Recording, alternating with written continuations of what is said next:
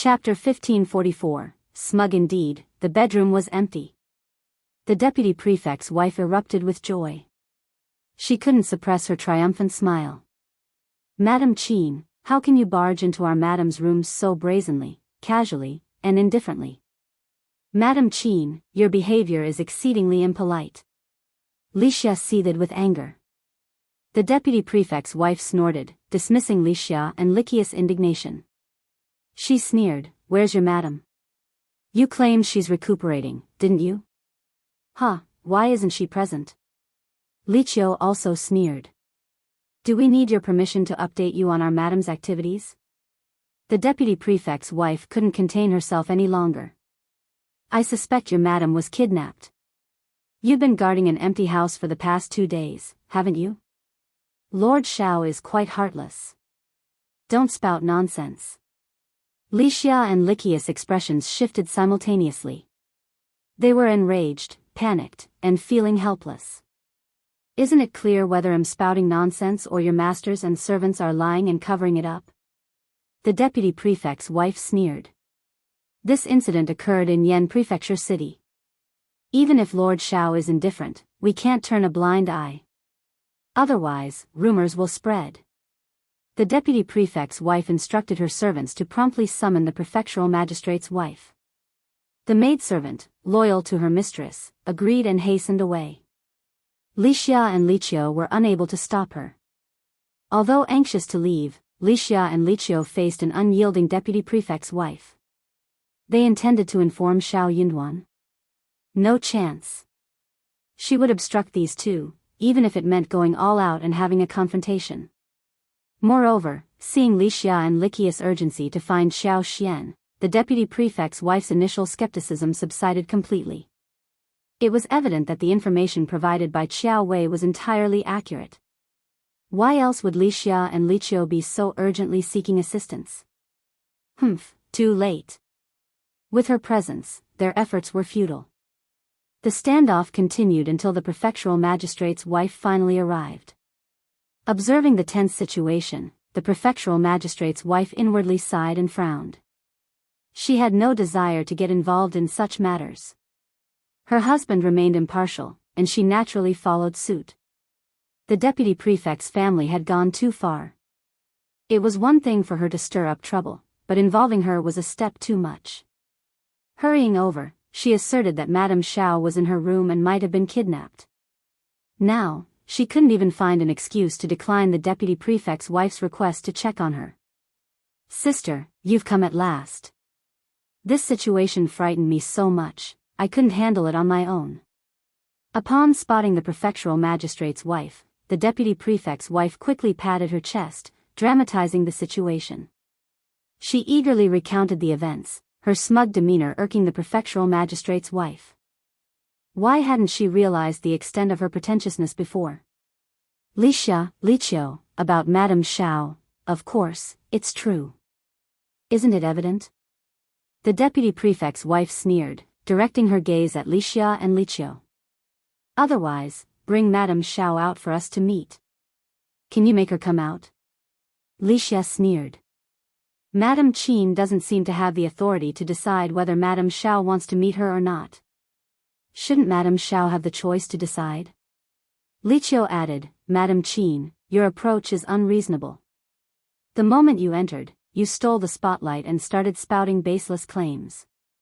Our madam is perfectly fine at the intermediate station, but you refuse to believe us. If you find any errors, ads pop up, ads redirect, broken links, non-standard content, etc., please let us know your report so we can fix it as soon as possible. Chapter 1545, Forcing the deputy prefect's wife sneered, who can't talk big? Where's the evidence? It's our family's affair where our madam is. Since when do we need to prove it to the deputy prefect's wife? What the deputy prefect's wife is saying is truly amusing. That's correct. Just last night, our lord severely reprimanded the 2 maidservants beside Madame Qian for spreading baseless rumors. Madame Qian, you witnessed it yourself. Why? It's only been a night, and you've already forgotten. You're the one spouting baseless claims. The deputy prefect's wife, humiliated, erupted in anger. Madame Shao's disappearance is a serious matter. If you conceal it like this and someone ends up harmed, don't blame us and our old master. We won't be able to justify ourselves then. At a time like this, when it's a matter of life and death, you're still in denial. Did Lord Shao instruct you to act this way? Lord Shao is truly heartless. Our lord and madam share a deep bond. What could you possibly understand? It's absurd and comical for such words to reach our lord. That's right. Our lord doesn't even have a concubine. Not many men in the world can claim that. Madam Qian, uttering such remarks is truly ludicrous. Enraged, the deputy prefect's wife turned to the prefectural magistrate's wife. Sister, say something. It's too degrading not to argue with these two maidservants. The prefectural magistrate's wife felt a headache coming on. She had no desire to intervene. Ladies, is Madame Shao at the inn? Indeed. Then bring her out. Our madam can decide for herself. She hasn't fully recovered and is taking a stroll in the backyard. We don't dare to disturb her. Lord has instructed us not to disrupt her peace. Excuses, all excuses. We speak the truth, as sisters. The deputy prefect's wife was on the brink of exploding with anger. She sneered, saying, "Who would believe your version of the truth?" Wuxia retorted, "Why won't you believe us?" The prefectural magistrate's wife had no desire to get involved and wished to feign ignorance. She didn't want to be present at all. As long as she wasn't around, it didn't matter if they caused a commotion. Smiling, she tried to persuade the deputy prefect's wife, perhaps Madame Shao is genuinely taking a walk in the backyard? If there's nothing else, let's leave first. This is undoubtedly a lie. The deputy prefect's wife, about to explode with anger, declared, "Didn't I instruct her to stay in bed and recuperate? She's not here at all. We've come this far, yet you persist in lying through your teeth." Wuxia argued, "It's evident that you're the one causing a scene. What if you're wrong? What will you do then?" Madame Qian sneered. "If I'm wrong, I'll kneel down and kowtow 3 times to your madam to apologize. Then, I'll kowtow to you and your sister to apologize. Now, can you invite her out? If she's genuinely here, why hide behind the curtain?" Xiao Xian entered slowly, holding Mianmian's hand, and said calmly, "Madam Qian, your statements are quite intriguing." A sudden hush fell over the room. All eyes turned to Xiao Xian, and gasps filled the air. The prefectural magistrate's wife was overjoyed and finally felt a sense of relief. "Madame Shao, have you recovered? Congratulations." Truth be told, she didn't want any trouble in Yenzhou City. Smoothly sending her away would be ideal.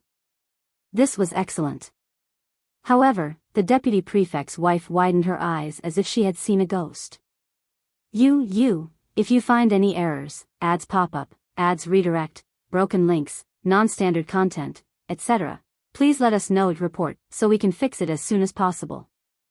Chapter 1546, She's really here, what about me? Xiao Xian showed no intention of mercy. She spoke with a half-smile, "Do you not recognize me, Madam Qian?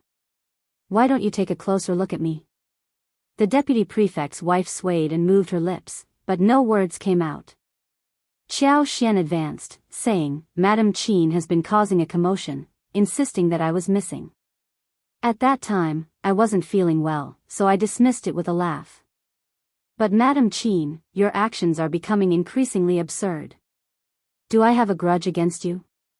Have we ever offended you, prompting you to spread rumors and slander me?" The deputy prefect's wife was flustered. It's Miss Xiao. She was the one who told me that you were missing." "Yes, it's her." Xiao Xian smiled. "What a joke. Let's not even discuss the truth of that claim. Are you devoid of reason? Can you not think for yourself? You believe whatever others say? Then why not heed what my husband has said? Do you trust words that paint us in a negative light and wish to cause a stir without cause? Madam Qian, when have we wronged you or Lord Qian? Madam Qin, why not speak plainly? Madam Qin, repeatedly involving yourself in such trivial matters should not leave you embarrassed to make things clear, right? Since you're unwilling to clarify, let my husband discuss this matter with Lord Qin.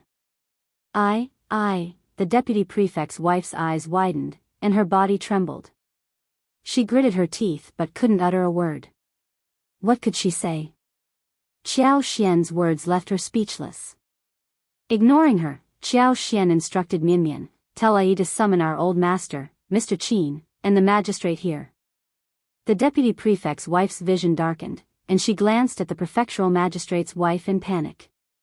The prefectural magistrate's wife had already lowered her eyes, appearing lost in thought. She would not intervene, absolutely not. She saw and heard nothing. And Miss Qiao. The deputy prefect's wife gritted her teeth. Summon Miss Qiao as well. Xiao Xian sneered. Go ahead, Madam Qin won't relent until she provides us with an explanation. Shortly after, Shao Yunduan, the deputy prefect, and the magistrate arrived. With everyone present, Xiao Wei, who arrived late, heard the news of Xiao Xian's improving condition. Sun Bai and the others breathed a collective sigh of relief. Upon realizing that Xiao Wei intended to confront her, the deputy prefect's wife initially felt a twinge of guilt. However, when she noticed Xiao Wei's defiant stance, her guilt transformed into anger. Xiao Wei defiantly stuck out her chest, unafraid. She shot a provocative glance at the deputy prefect's wife. What did she have to fear? The deputy prefect's wife lacked any evidence. As long as she maintained her denial, what could the deputy prefect's wife do?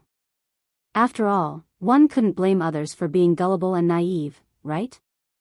Miss Qiao, why did you lie to me? What is your motive? So, you're manipulating me like a pawn and deceiving me.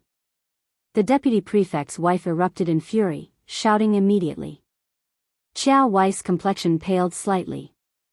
She bit her lip and denied, I don't know what you're talking about. I have no connection with you. What lies have I told you, Madam Qin? Xiao Xian and Shao Yunduan hadn't allowed Xiao Wei unrestricted movement. It was as if she was under house arrest. She hadn't had any private encounters with the deputy prefect's wife. These statements made it nearly impossible for anyone to doubt her. If you find any errors, ads pop up, ads redirect, broken links, non-standard content, etc., please let us know your report so we can fix it as soon as possible.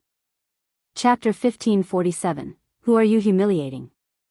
The deputy prefect's wife was furious. You're shamelessly telling lies, bald-faced lies, lying through your teeth. Well, Miss Qiao. Xiao Wei retorted, don't you, the deputy prefect's wife, excel at distorting the truth, telling shameless lies, lying through your teeth? I wouldn't dare to compare myself with you. You. Miss Qiao is absolutely correct. Xiao Xian added sarcastically.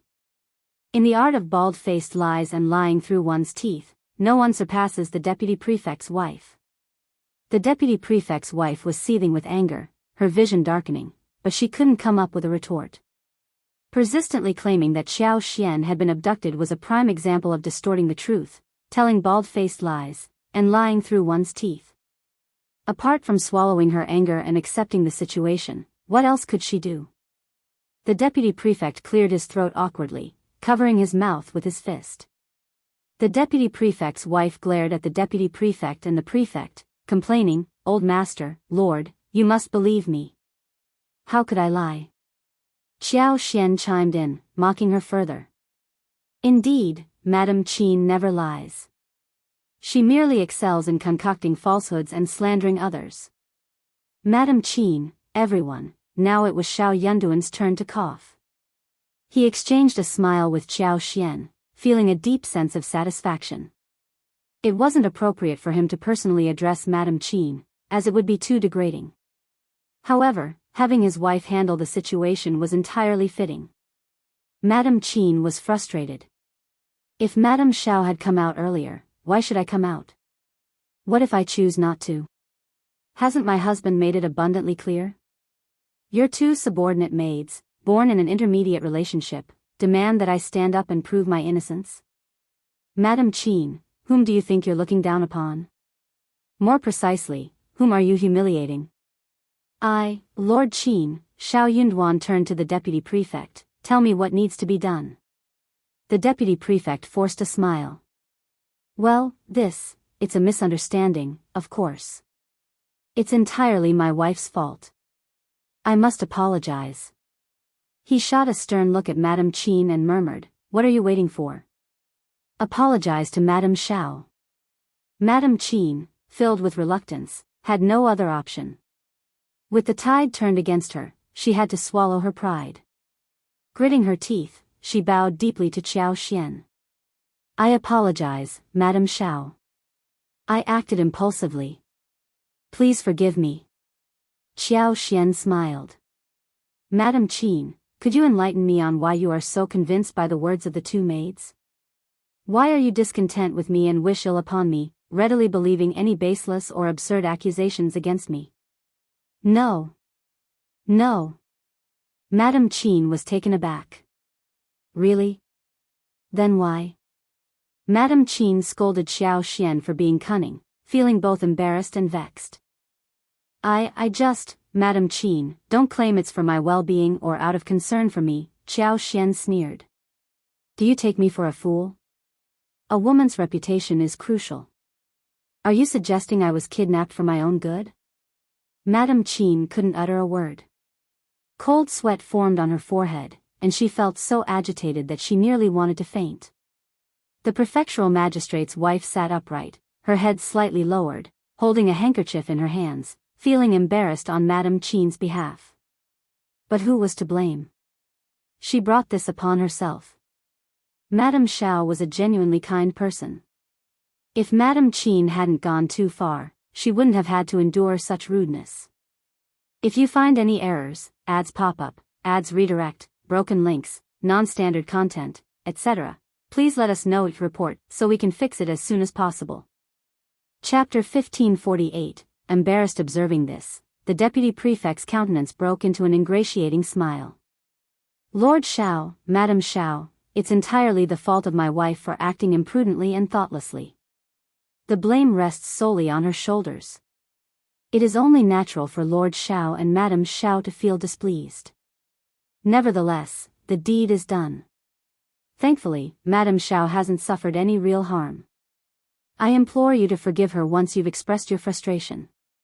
Please, exercise magnanimity. The deputy prefect rose to his feet, bowing deferentially to Shao Yunduan and Xian. Madam Qian couldn't suppress a soft sob as she delicately wiped her eyes with her hand. Genuine tears streamed down her face. She felt a mixture of shame, anger, and regret for her old master. How could she allow him to debase himself in this manner? Shao Yunduan spoke with composure, Your wife's conduct is indeed inappropriate. Since Lord Qian has addressed the matter, I shall refrain from further comment. Xian sneered, Didn't you assert that you would kowtow to me and my two maids if I weren't taken away? Madam Qian, your confidence is truly astonishing. I'm curious where you derive such assurance. A moment of stunned silence enveloped everyone. Madam Qian's face reddened, and her mind reeled in shock. Embarrassment engulfed her. Too humiliating. The deputy prefect shot her a sidelong glance. When had she become so audacious? How could she utter such statements so casually? Madam Qian hid her face behind a handkerchief, intensifying her sobs. She longed to dismantle Qiao Wei piece by piece. If only she hadn't spread that false information, he wouldn't find himself in this predicament. It was all her doing. Yet, lacking evidence and appearing as though Xian had conspired against her, she had no recourse but to acknowledge her misfortune. What else could she do except admit she was unlucky? Xian, maintaining his composure, remarked, Madam Qian, while your confidence is commendable, my maid and I have no desire for you to kowtow to us. As the wife of the deputy prefect, I believe some courtesy is in order. I've always been magnanimous and cannot tolerate unnecessary complications. Madam Qian experienced throbbing pain in her chest and ribs, leaving her feeling lightheaded and infuriated. Why didn't she just faint? The deputy prefect, too, was flustered, his thoughts in disarray. Shao Yunduan interjected with a chuckle, "Let's not dwell on this. As my wife has suggested, let bygones be bygones. We depart the day after tomorrow. Kindly ensure our peace for the next 2 days." The deputy prefect wiped sweat from his forehead, nodding hastily, while the magistrate offered polite words and a smile. Soon, the quartet rose and exited in succession. Upon stepping out, Madame Qian nearly kicked the threshold and stumbled, injuring her toes. Returning home, she discovered bruises and endured pain. Xiao Xian and Shao Yunduan exchanged glances, sharing a laugh. "I feel much better now. What kind of person is she? Trying to strike when I'm down." "Humph," Xiao Xian remarked. Shao Yunduan smiled, "It's not over yet, just wait and see." Intrigued, Xiao Xian nodded, "Really?" I'm eagerly anticipating it. The deputy prefect's couple, leaving the relay station, were utterly stunned. Their minds reeled, a dizzying embarrassment settling in. They had never experienced such humiliation before, not even from the magistrate. This time, they had truly encountered an unexpected challenge.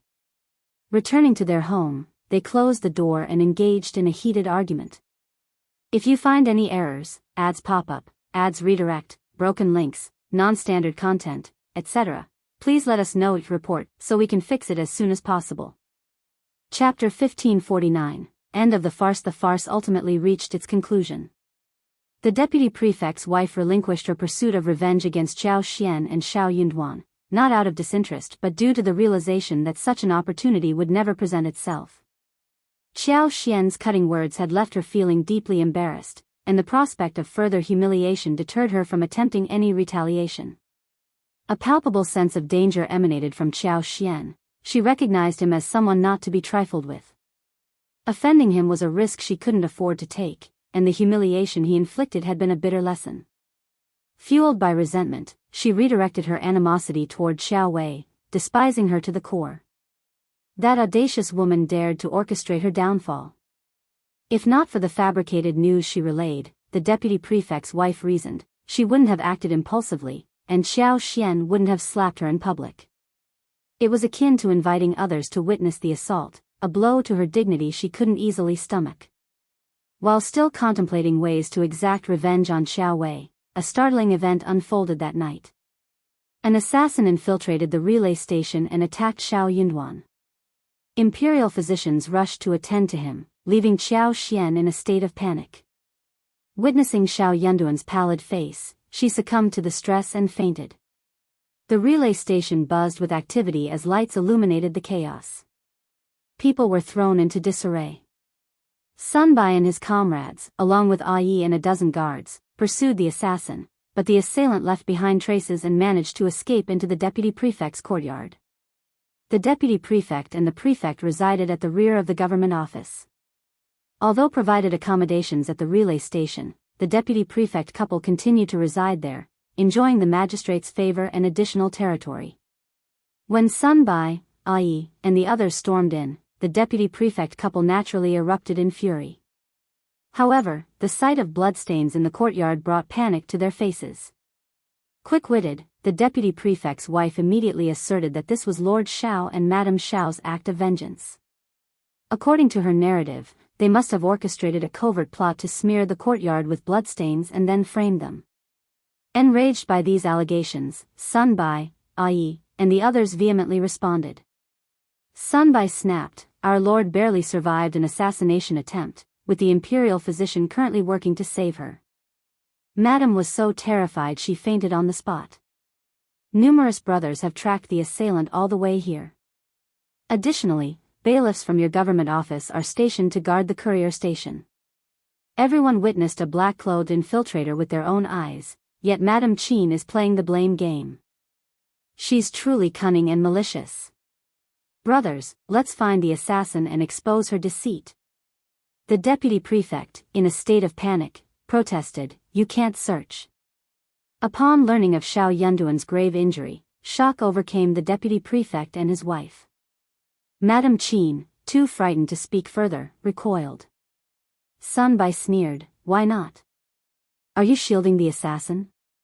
It seems Lord Qian is implicated with the assailant. What baseless accusations. There's no truth to that. Sun Bai retorted, it might not be so. Although we're unsure of the motive, it's evident that both of you harbor animosity towards our Madam and Madam. Madam Qian has repeatedly caused trouble before. It's not surprising if you seek revenge. You can't escape suspicion.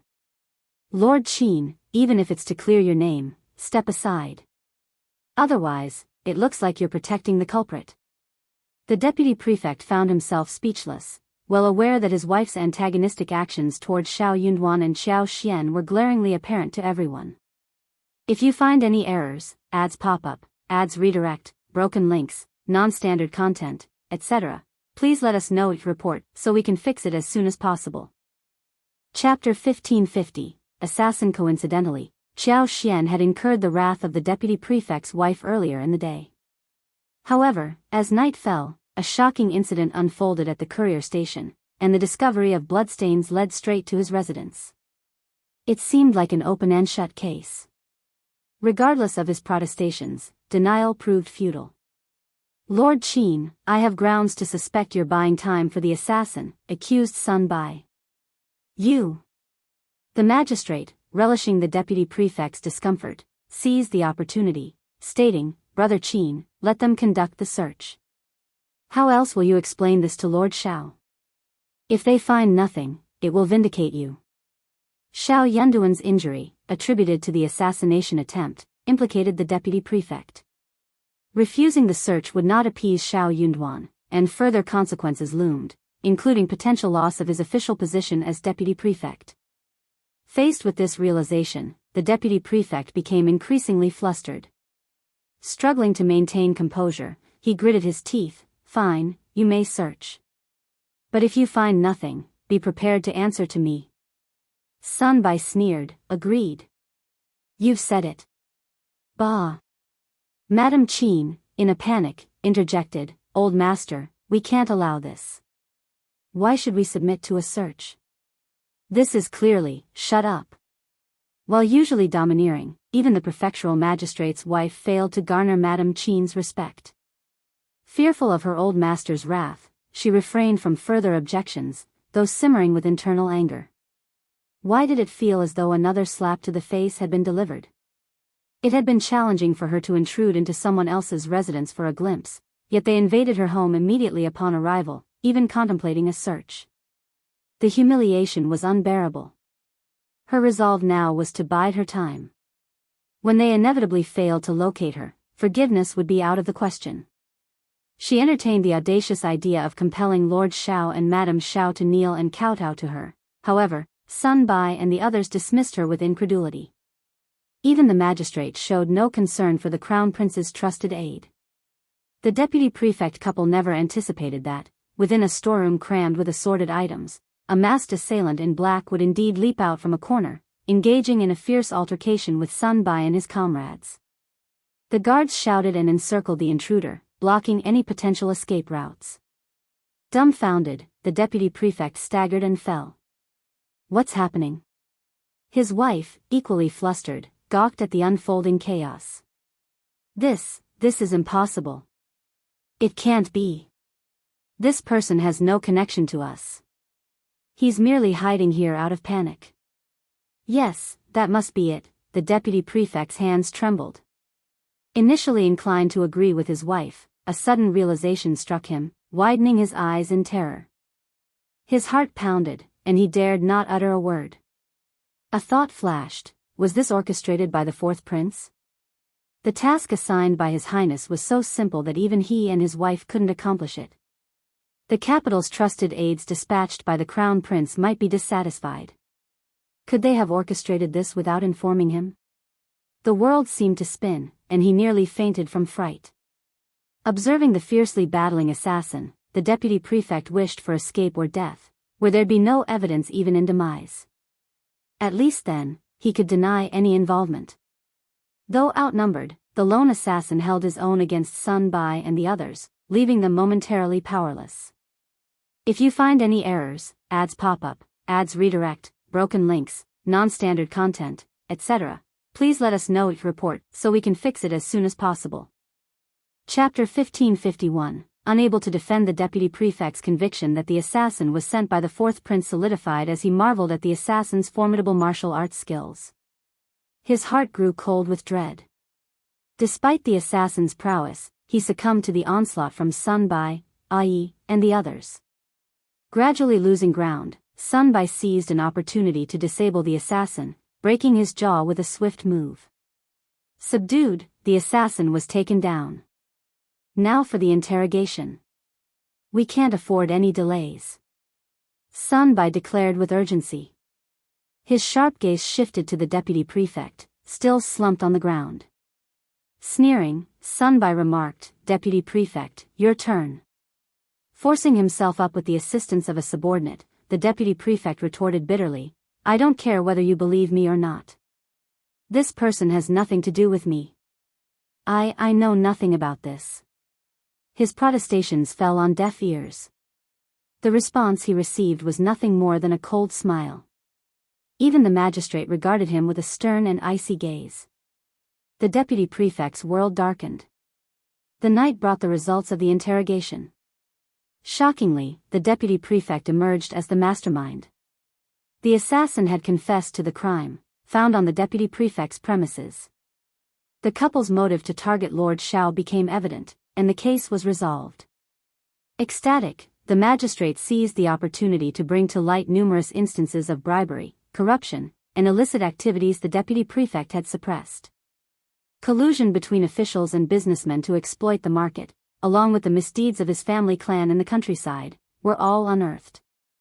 The deputy prefect and his wife found themselves incarcerated, and the magistrate promptly submitted a memorial.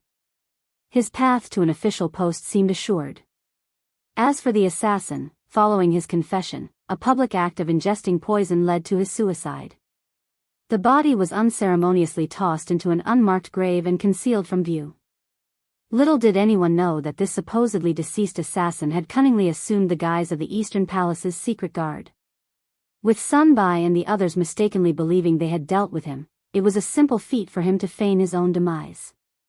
While the deputy prefect faced imprisonment and the resurrection of numerous old cases threatened his position, attention shifted away from the assassin. Lord Shao, despite being injured, insisted on adhering to established protocols, diverting scrutiny from the faux demise. The deputy prefect and his wife found themselves incarcerated, along with numerous members of the Qin family implicated in various cases. Fear pervaded, and ashen faces mirrored the collective terror. Gone was the arrogance of the deputy prefect's wife. In a matter of days, she appeared aged by a decade, her once haughty demeanor replaced by haggard despair. Confined in a grimy, disorderly intermediate prison, she had shed countless tears. Her suffering was unparalleled. In stark contrast, the prefectural magistrate's wife reveled in delight. Frequently subjected to the deputy prefect's wife's mistreatment, she relished the karmic turn of events. It was a manifestation of divine justice. Shao Yunduan foresaw that the magistrate, seizing the opportunity to vanquish a weakened foe, would exploit the exposure of the deputy prefect's transgressions. With the family's wrongdoing laid bare, even the fourth prince would abandon his support. Shao Yunduan harbored no intention of leniency for those who had harmed his wife. Xianxia, too, found solace in the unfolding consequences. Whether it was the fourth prince's cohorts responsible for her abduction and the attacks on her and Shao Yunduan, or their involvement in illicit activities, they would bear the weight of their actions. At this juncture, Xiaoxian's interest waned. The fate of the once arrogant deputy prefect's wife held no allure. Her concern was solely reserved for her and Shao Yunduan's well-being. If you find any errors, ads pop up, ads redirect, broken links, non-standard content, etc., please let us know your report so we can fix it as soon as possible. Chapter 1552. Regret. Xiaoxian anxiously awaited Shao Yunduan's return to the capital in the coming days. The prefectural magistrate's wife harbored a deep-seated resentment toward the deputy prefect's wife for her arrogance, conceit, and consistent efforts to make life difficult for others. Despite this, she couldn't resist the temptation to personally mock her. Making discreet arrangements, she orchestrated a meeting, bringing a maidservant into the prison while dressing up for the occasion. Upon seeing the prefectural magistrate's wife, the once arrogant deputy prefect's wife lost her composure. Stripped of her former haughtiness, she couldn't fathom the intentions behind the magistrate's wife's visit. Overcome with emotion, she threw herself against the bars, tears streaming down her face as she pleaded for mercy. Our old master has been wronged. He must have been unjustly accused. Sister, I implore you to inform the authorities. Plead for our release and save our old master. The prefectural magistrate's wife stood there, a quiet smile on her face. She observed the deputy prefect's wife's pitiful state and tears, experiencing a fleeting sense of satisfaction mingled with a trace of sympathy. However, this momentary compassion swiftly transformed into the realization that the deputy prefect's wife deserved her current plight. Such a person, in her view, wasn't worthy of sympathy, let alone assistance. Moreover, at this juncture, no one could come to her aid. Save your energy, the prefectural magistrate's wife spoke slowly. Do you not comprehend the gravity of your past actions, both yours and your husband's? Even if you are innocent of the attempted assassination of Lord Shao, you cannot escape the repercussions of your past deeds. The deputy prefect's wife froze, her tears ceasing. Deep down, she was acutely aware of the unsavory actions she, her husband, and their family had committed. Exposed one by one, these deeds left little room for any hope of redemption. Why was she still pleading with the woman standing before her? Ah, yes. How had she overlooked it? The scheming woman had undoubtedly come to revel in her humiliation, hadn't she? Are you satisfied? The deputy prefect's wife shot a fierce glare at the prefectural magistrate's wife with her red and swollen eyes. She clenched her teeth, her expression fierce. You must be thrilled to witness me in this sorry state. I knew you didn't visit out of kindness. Ha, you're here to revel and mock me. Wretch! Wretch! What pride do you have left? Just wait. Who doesn't get their feet wet when crossing a river? Will your magistrate remain untainted and blameless? One day, hell meet the same fate, and you'll be in my shoes. Just wait. Shut up.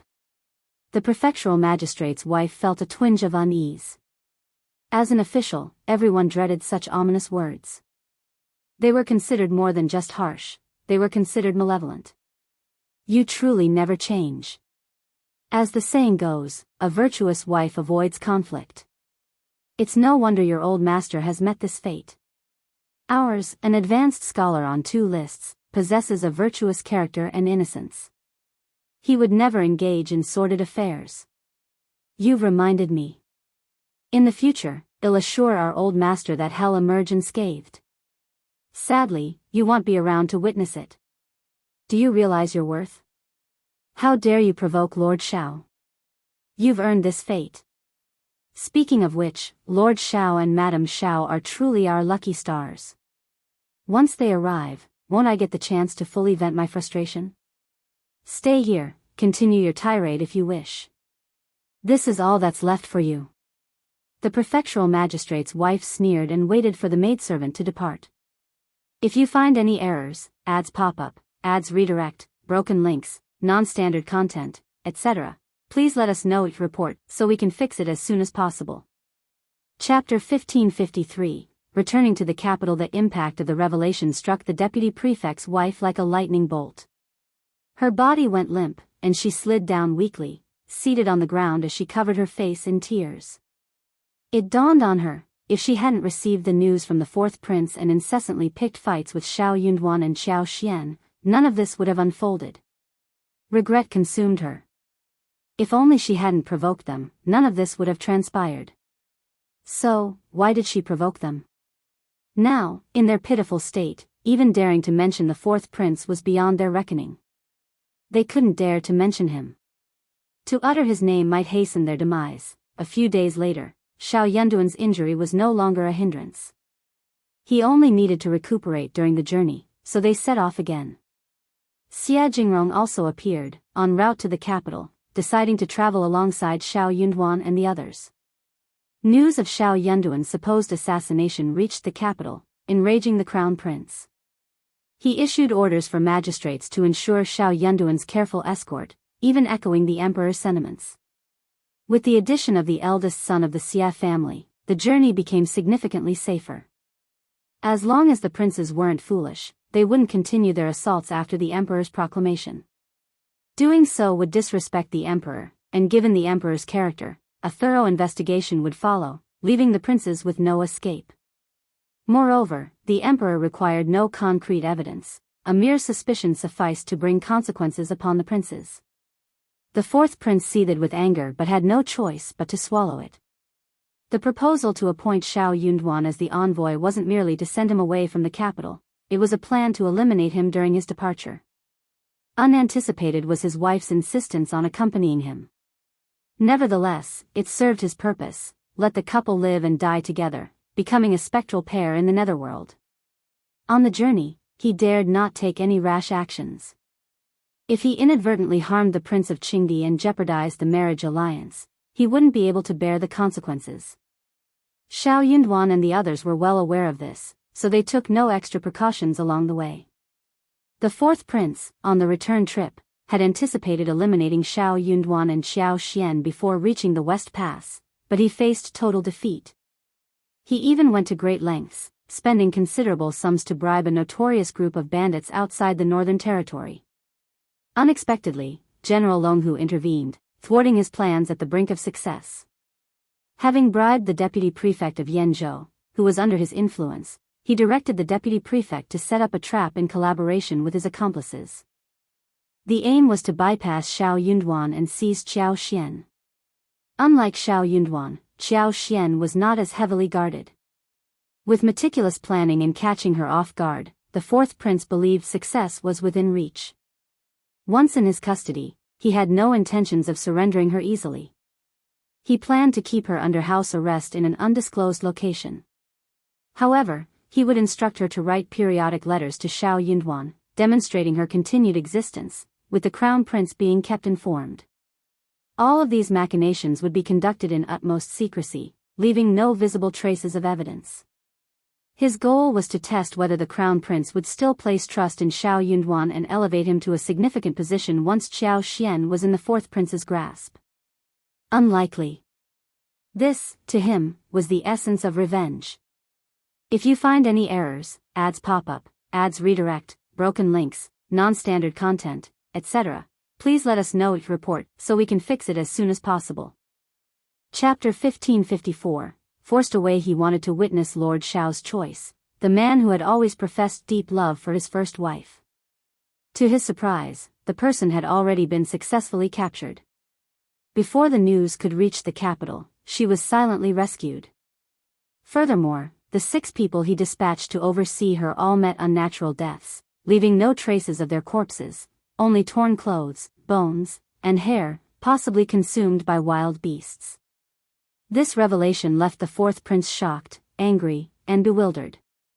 Could the other party be an immortal, capable of foresight?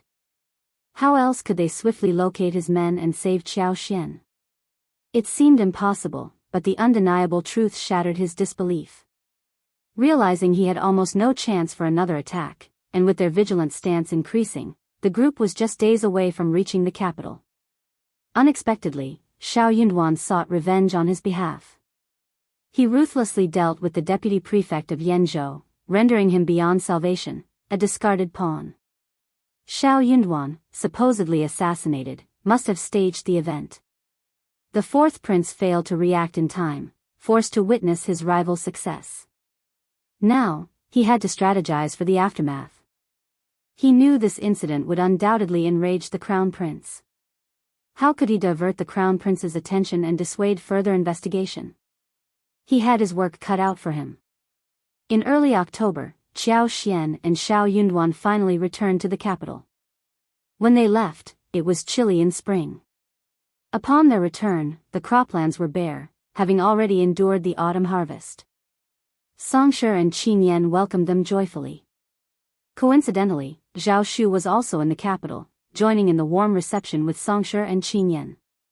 When Shao Yunduan laid eyes on Zhao Shu, memories of the incident involving him and Tao Tao flooded his mind. However, with more pressing matters at hand, he decided to set aside that issue for the time being. Zhao Shu, adept at interpreting body language, sensed Shao Yunduan's lack of hostility and breathed a sigh of relief. Emboldened, he shamelessly roamed around the Shao residence, treating it as if it were his own. Qiao Wei was swiftly picked up by County Magistrate Xiao upon her return to the capital.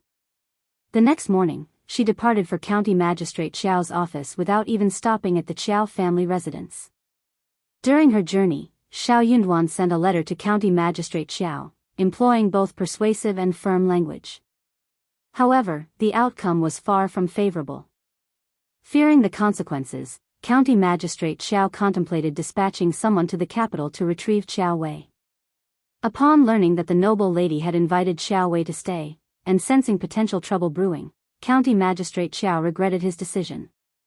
If he had known, he would have never allowed her to stay. Upon receiving the report, Shao Yunduan seized the opportunity to meet Old Master Qiao in secret.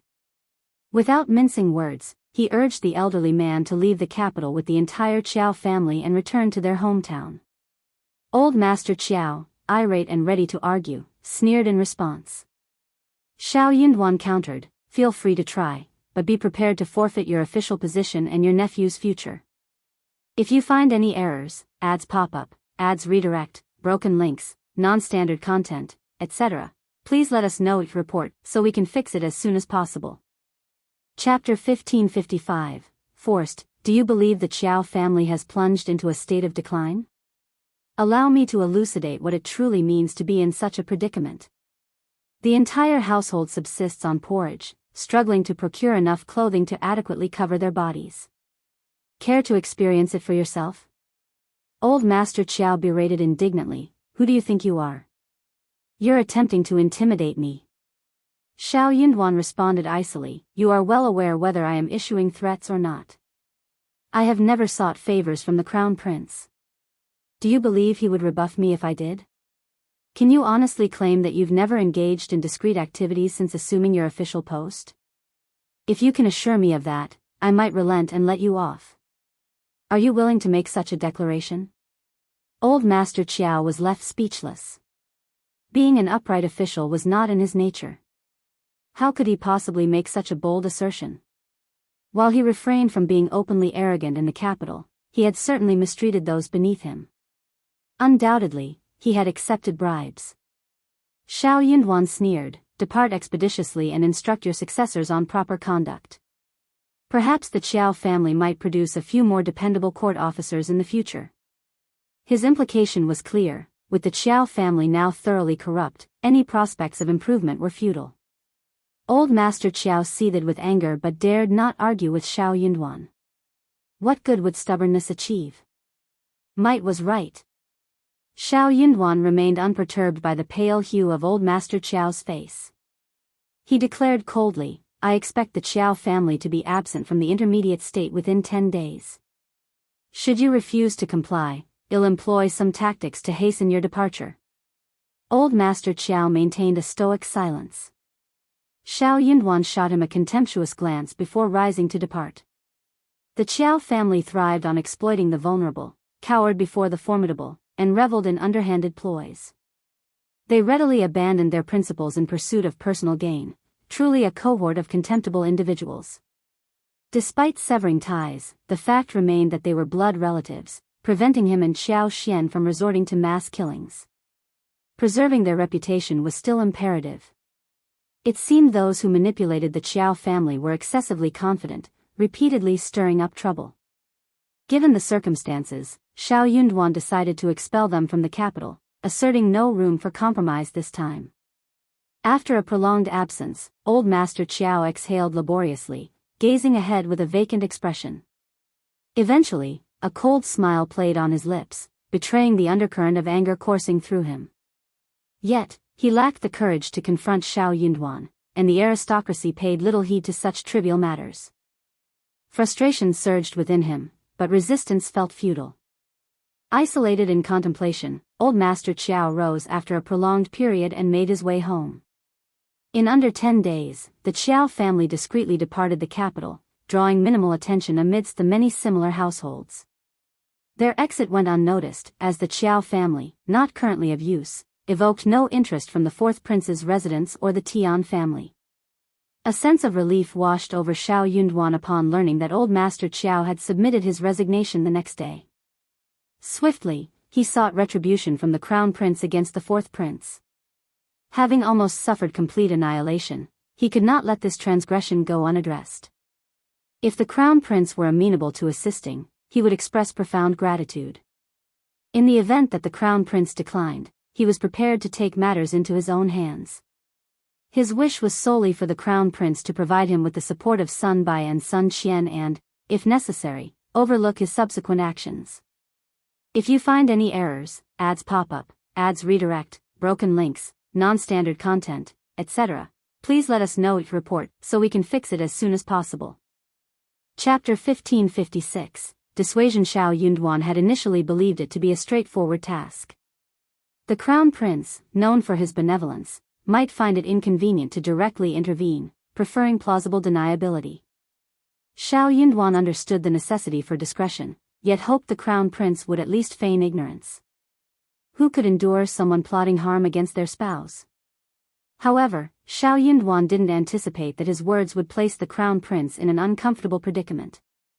Upon Shao Yunduan's direct approach, the Crown Prince found himself both pleased and troubled. His satisfaction stemmed from the realization that Shao Yunduan treated him as a confidant, sharing whatever weighed on his mind. The difficulty lay in the nature of the matter at hand. It posed a genuine challenge for him.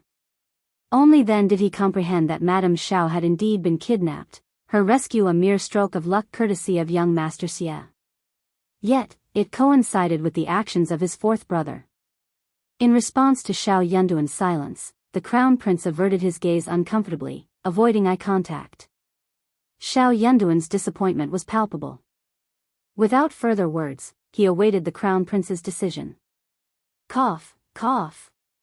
The Crown Prince, feeling increasingly uneasy, cleared his throat and looked away, evading direct confrontation. Shao Yunduan's heart sank, and he held his peace, anticipating the Crown Prince's directive.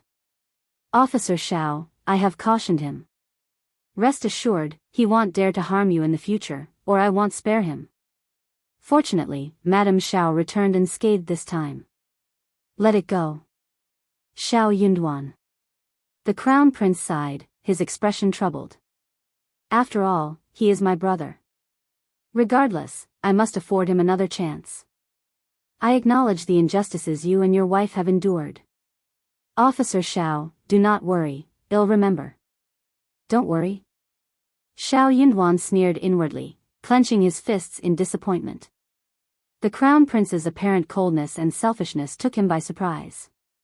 It became evident that the individual facing trouble was not someone within the Crown Prince's inner circle, and his reaction was nonchalant. Crown Prince, my intention was not to burden you. I simply thought it necessary to inform you. Please, Crown Prince, pretend you are unaware of this. The Crown Prince, lacking knowledge of the situation, need not be troubled. Shao Yunduan demonstrated understanding and consideration for the Crown Prince. However, the Crown Prince responded thoughtlessly, no.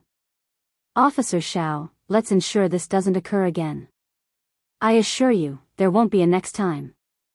Crown Prince, Shao Yunduan asserted with determination. Bowing respectfully, he clasped his hands and spoke earnestly, forgive me, Crown Prince, but I cannot accept this passively. If it weren't for the fortuitous encounter with young Master Xie, I shudder to think how terrified and injured my wife might be. The mere possibility is unbearable. Even if he couldn't confront the fourth prince directly, he would find ways to restrain him. This was within his power. The Crown Prince, visibly angered, exclaimed, Officer Shao, why are you so obstinate? With a sigh, he took a deep breath and continued, fine, I'll be candid with you. A few days ago, my young grandson, Xianxia, narrowly escaped an accident while riding a horse in the northern court. Fourth brother, disregarding personal danger, intervened and saved him, sustaining a broken leg in the process.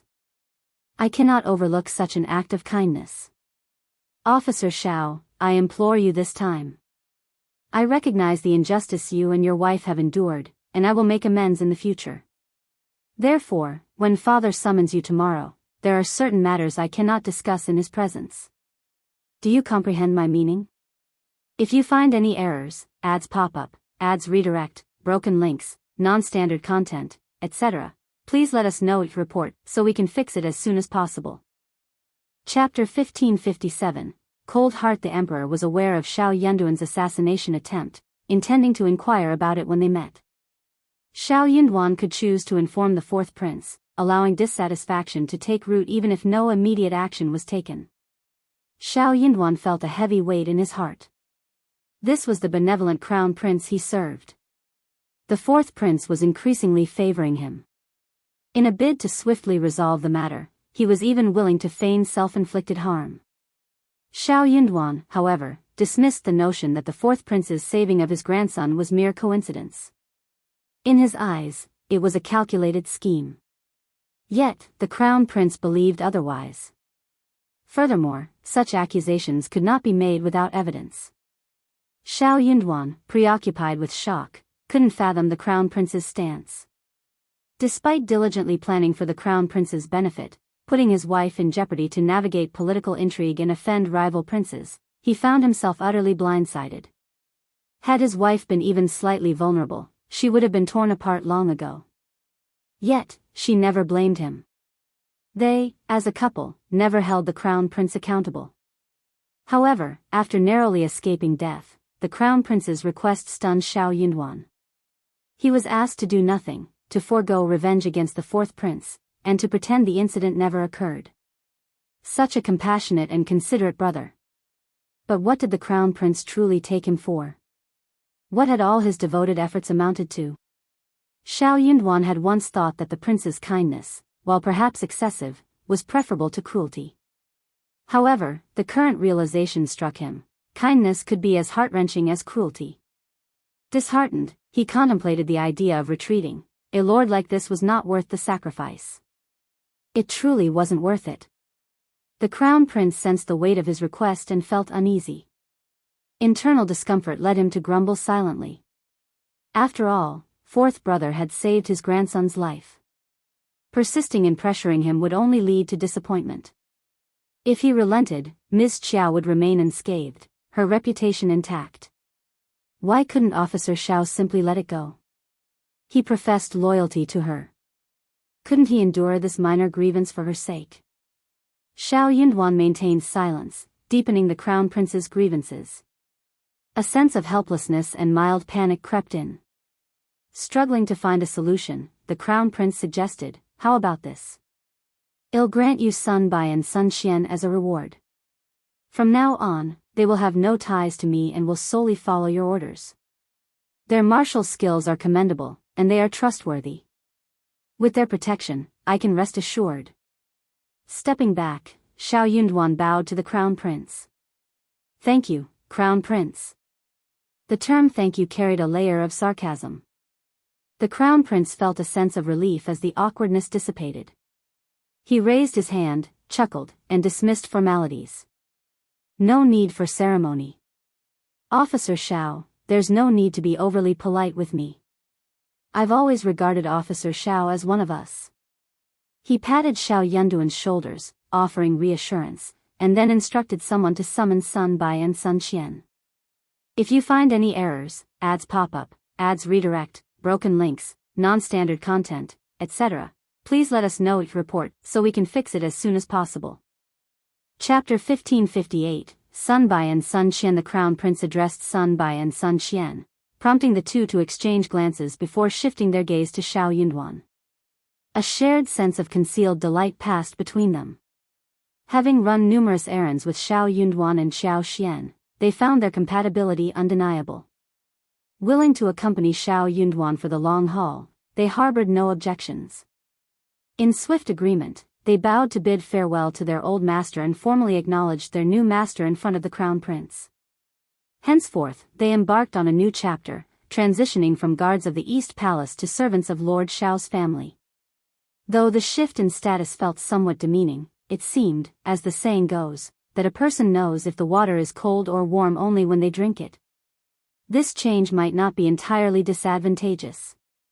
Leaving the East Palace with the two of them, Shao Yunduan couldn't shake off a lingering gloom.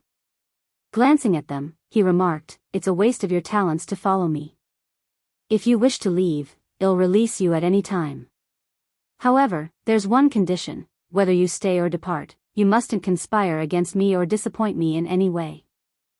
Bai and Sun Qian promptly conveyed their sentiments. My lord, please don't say that.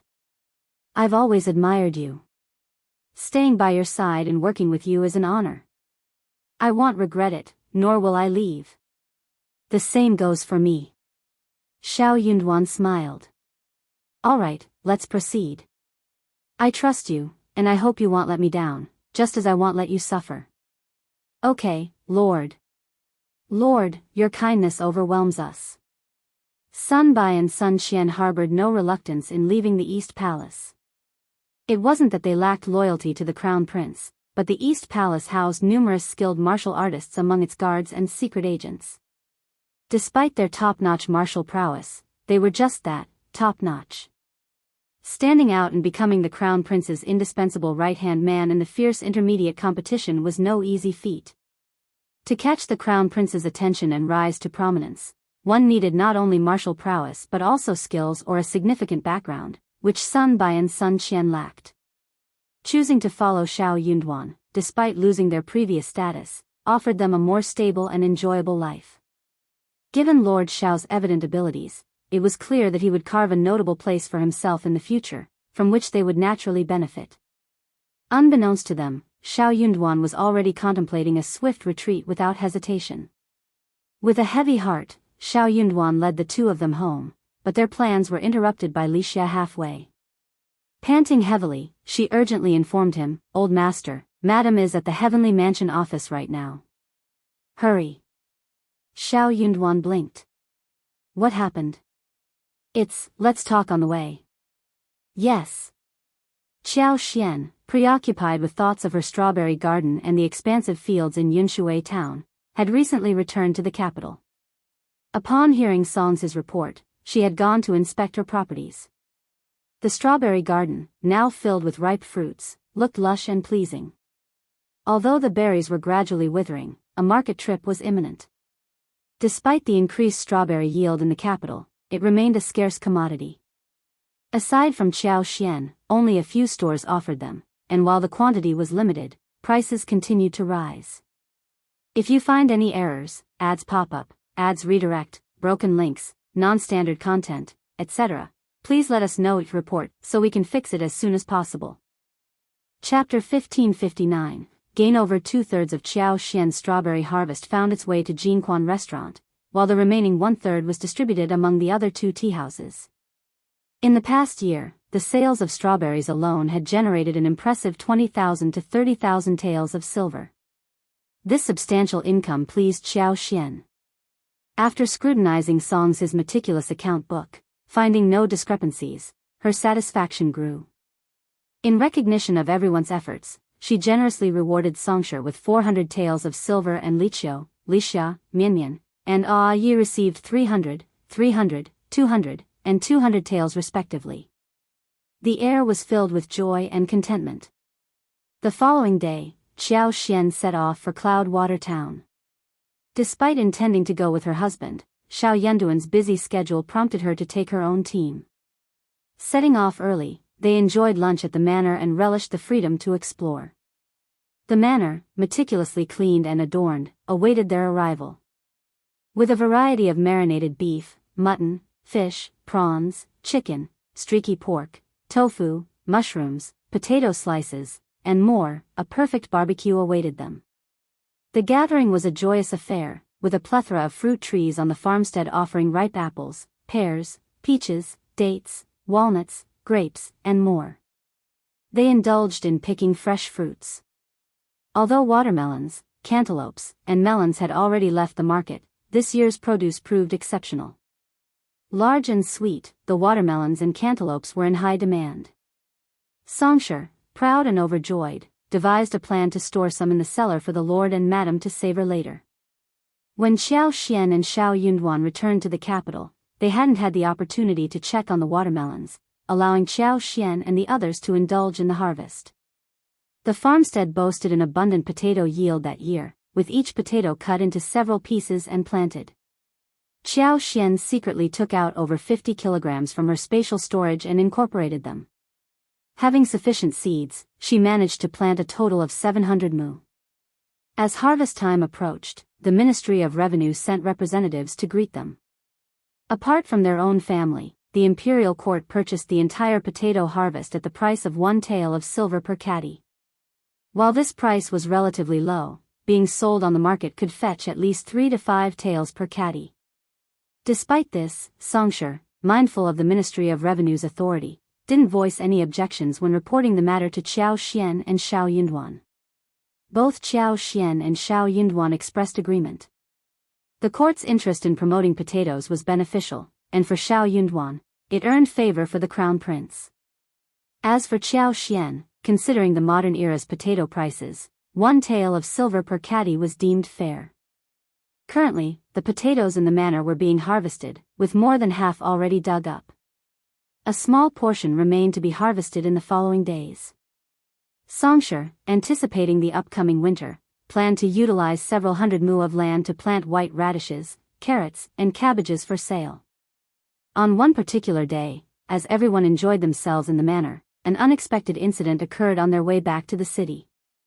Approaching the city gate, they found a crowd and blocked carriages, prompting Xianxia to instruct Xianxia to investigate the cause. If you find any errors, ads pop up, ads redirect, broken links, non-standard content, etc., please let us know each report so we can fix it as soon as possible. Chapter 1560, Accident on the Road. Xianxia swiftly returned with the report that a horse carriage had crashed into a tree along the official road. The carriage lay crooked and broken, its cargo of fresh vegetables, grapes, dates, apples, and other fruits scattered on the ground. Many were damaged, but some remained intact. The carriage owner insisted that he didn't want anything that had fallen to the ground. In the end, a few children from impoverished families attempted to salvage the vegetables and fruits. However, they faced humiliation and scolding from the carriage owner, drawing the attention of onlookers. As Xianxia shared the details, a deep sigh escaped him, and he shook his head, seemingly unable to bear witnessing such incidents. Wuxia, Mianmian, Ai, and the others, all with humble backgrounds, displayed subtle changes in their expressions upon hearing the account. Mianmian, having recently emerged from a difficult past, cautiously looked at Xianxia and inquired, "Madam," listening intently, Xianxia caught the frightened cries of the children and the harsh scolding from the young man. Frowning, she decided to intervene. "Let's go take a look." "Okay, madam." "Yes, madam." Mianmian assisted Xianxia out of the wagon, leaving Qingyan to guard it, and they hurried toward the scene. Yi, taking the lead, cleared a path for Xianxia and her servants, despite facing dissatisfaction. The contentious scene unfolded before them. "You stinky bastards and little sluts, do you think you can take my things? Don't you want that dog paw anymore? One look and you can tell that you're born to be bitches and specialize in doing bitches. You're the one who said you didn't want it." 5 children, aged 8 to 12, 2 girls, and 3 boys, were terrified. The youngest girls, with tears streaming down their faces, sought comfort in the arms of an older boy. Not far from them, 3 large baskets lay overturned, their contents of vegetables and fruits scattered on the ground, unmistakably belonging to the children. In response to the eldest boy's retort, the young man in the silver-blue silk shirt, appearing as the manager, shouted even more fiercely, "Shut up. So what if I said I didn't want it? It belongs to me. Do I allow you to take it? Even if I destroy it, trample it, and feed it to the dogs, I can't let you benefit from cheap things. Disgusting poor people. You, don't bully me. Haha. Bully? You're disgusting. You think you're dirtying your hands by bullying your master. Don't talk nonsense. You stole my things, so quickly crawl over obediently, kowtow 3 times to me. Remember, crawl over, bow before me, and beg for mercy.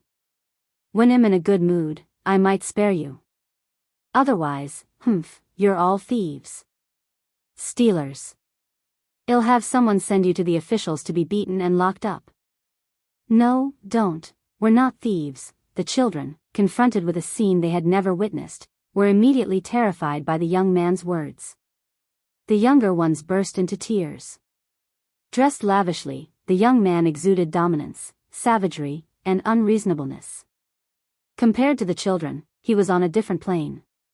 His threats seemed tangible, and the children feared he had the capability to carry them out. How could they not be afraid? Even the oldest youth bit his lip, his complexion turning pale.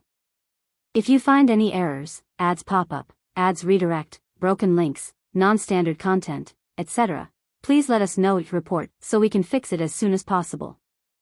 Chapter 1561. Attack. The well-dressed young man reveled in his self-importance, placing his hands on his hips and laughing triumphantly.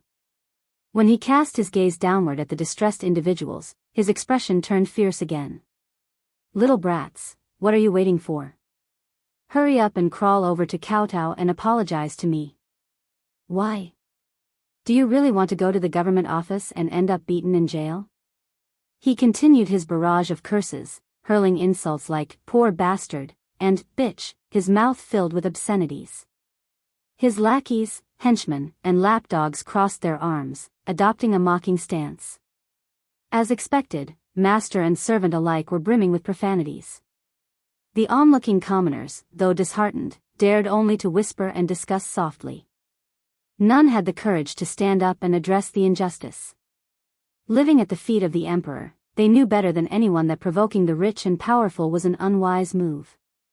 Unable to tolerate the situation any longer, Xiao Xian instructed Ai, Xianxia, and Lixia, help those kids up and comfort them. Okay, madam. They eagerly awaited Xiao Xian's command and stepped forward. Unfazed by fear, they were determined. With their old master being the crown prince's favorite, they were eager to discover the identity of this arrogant troublemaker. Their actions sparked a commotion in the crowd. Commoners, relieved to see someone taking a stand, couldn't help expressing their concerns. Sigh, someone finally cares. Io, don't get into trouble. Amitba, God bless, yes, yes, yes. Please bless me. Good things will happen to good people. The arrogant young man erupted in fury. Who dares to interfere in my business? Damn it. Are you tired of living? When the arrogant young man caught sight of Xiao Xian, a malevolent smirk crept across his face as he scrutinized her from head to toe. He sneered, I was wondering who it was, and it turns out you're such a pretty girl. May I know which family you're from? Tell me your name so I can understand. I'll send you home later and have a talk with your husband and family. His lackeys, henchmen, and lapdogs joined in laughter, their lecherous gazes fixed on Xiao Xian. Young master, why not speak directly to the young lady? Wouldn't it be better to discuss things in private, on a more comfortable bed? Ha ha ha ha. Yes, yes, yes. I'm sure the young lady will be more than willing to engage in conversation. Ha ha ha ha. Without awaiting Xiao Xian's command, Ai swiftly kicked them down and snapped, shut up. With incredible strength, a single kick sent the two tumbling to the ground, emitting muffled groans. Writhing in pain, they clutched their abdomens and curled up like shrimps, unable to rise. Ai knew the boundaries under the emperor's rule and deliberately held back, preventing the two from suffering further. Otherwise, their predicament would have been even more severe. Silence enveloped the surroundings as onlookers stared in disbelief. Eyes widened and mouths agape, they stood frozen like chickens. The insolent young man's lackeys, henchmen, and lapdogs instinctively retreated, anticipating a confrontation. Turning pale, the arrogant young man sneered as he pointed at Xiao Xian. How dare you touch my men? Tell me your name. Xiao Xian responded with a sneer of her own. I don't need to disclose my name when witnessing injustice. Besides, you're not worth knowing. You. What about me? I'm already flattering you by calling you a scumbag. A person like you isn't fit to associate with humans. You're worse than pigs and dogs. If you find any errors, ads pop up, ads redirect, broken links, non-standard content, etc., please let us know it report so we can fix it as soon as possible. Chapter 1562, Insolence. You, there. The arrogant young man's anger escalated as he shot a fierce glare at Xianxia. Had he not been wary of Ai, he might have commanded his remaining 3 lackeys to charge forward. His foresight, however, prevented him from underestimating Ai's strength. "I'll settle this today. Just you wait," he declared with hostility. Xianxia sneered in response. "All right, I'll wait." While the insolent young man dispatched the servants to fetch the carriage, he continued his confrontation with Xianxia. "I won't waste my time with you, fool. You dare to strike my men? Go to the Heavenly Mansion office and explain yourself. If you refuse, don't expect a peaceful departure." "I doubt you can intimidate me," Xianxia retorted. Her confusion deepened. This man defied the typical behavior of a wealthy playboy, refraining from boasting about himself. Yet, his arrogance suggested a deep connection to Heavenly Mansion, as if it were a family enterprise. Xianxia speculated silently that he might be a privileged scion concealing his identity. If so, he must have a powerful backing. If not, there was no reason for concern. The Upper Heavenly Mansion's government office? Perfect. While other women might avoid such a situation to protect their reputation, Xianxia remained indifferent. She knew her husband wouldn't reproach her. "All right, let's go to the Heavenly Mansion. I want to see how the magistrate handles this," Xianxia declared. The arrogant young man grinned viciously. "You'll find out soon enough." He vowed that regardless of the family's status, if they dared to pose challenges, he would take severe action. A modestly dressed young woman consistently appeared, lacking the airs of nobility and sporting an accent distinct from the capital. Accompanied by only a handful of humble servants, it seemed implausible that she hailed from a prominent family. Could she be a relative exploiting the situation from another city? Determined to impart a lesson, he envisioned her kneeling at his feet, crying, kowtowing, and repenting. Pointing at the children, he commanded his lackeys, henchmen, and lapdogs, "Bring them along. None of them are to leave." The recently comforted children, now terrified once again, couldn't help but glance at the oldest among them. Lixia gently caressed the head of a young lady, offering soothing words. "Don't be afraid. Just go. Our madam will protect you." Though still frightened, the children, guided by the eldest youth, stiffly nodded. "Well, stay with this madam." The group resolutely returned to the city. The arrogant young man, fearing their escape, dispatched his lackeys to report the incident to the Heavenly Mansion, accompanied by constables. Meanwhile, he closely tailed Xianxia's wagon to prevent any attempts to flee. Inside the wagon, Xianxia gathered the children and generously offered them fresh fruits. Seeing their longing but timid expressions, her heart softened. She smiled gently and reassured them, "Don't be afraid. Trust me, we'll be all right. Come, eat quickly. If you find any errors, ads pop up, ads redirect, broken links, non-standard content, etc., please let us know it report so we can fix it as soon as possible." Chapter 1563, Let Him Know Who He Can't Touch. Xianxia placed a sweet apple in one girl's hands and a jujube in the other girl's hands. The remaining children took the fruit and began to eat, finding solace in the delicious food. Gradually, their commotion subsided. As the carriage entered the city, a contingent of more than 10 bailiffs from the Heavenly Mansion arrived. The arrogant young man, filled with self-satisfaction, glared at Xianxia's carriage and directed the bailiffs to closely monitor her, ensuring she wouldn't escape. Despite his inclination to make a dramatic scene, his uncle's warnings about maintaining a low profile in the capital restrained him. However, obtaining tangible benefits remained his priority. He wouldn't allow Xianxia to feel at ease. If not for his uncle's advice, he would have ordered the bailiffs to forcefully bring her and her servants down from the carriage, tie them up, and parade them through the streets. But patience was key. Once they reached the Heavenly Mansion's government office, ample opportunities would present themselves. The audacious insult in public would not go unanswered. He harbored dark plans for Xianxia, vowing to maim and silence her. As for her rebellious slave who had dared to harm his man, he plotted a brutal reprisal, intending to break his spirit and inflict lasting pain.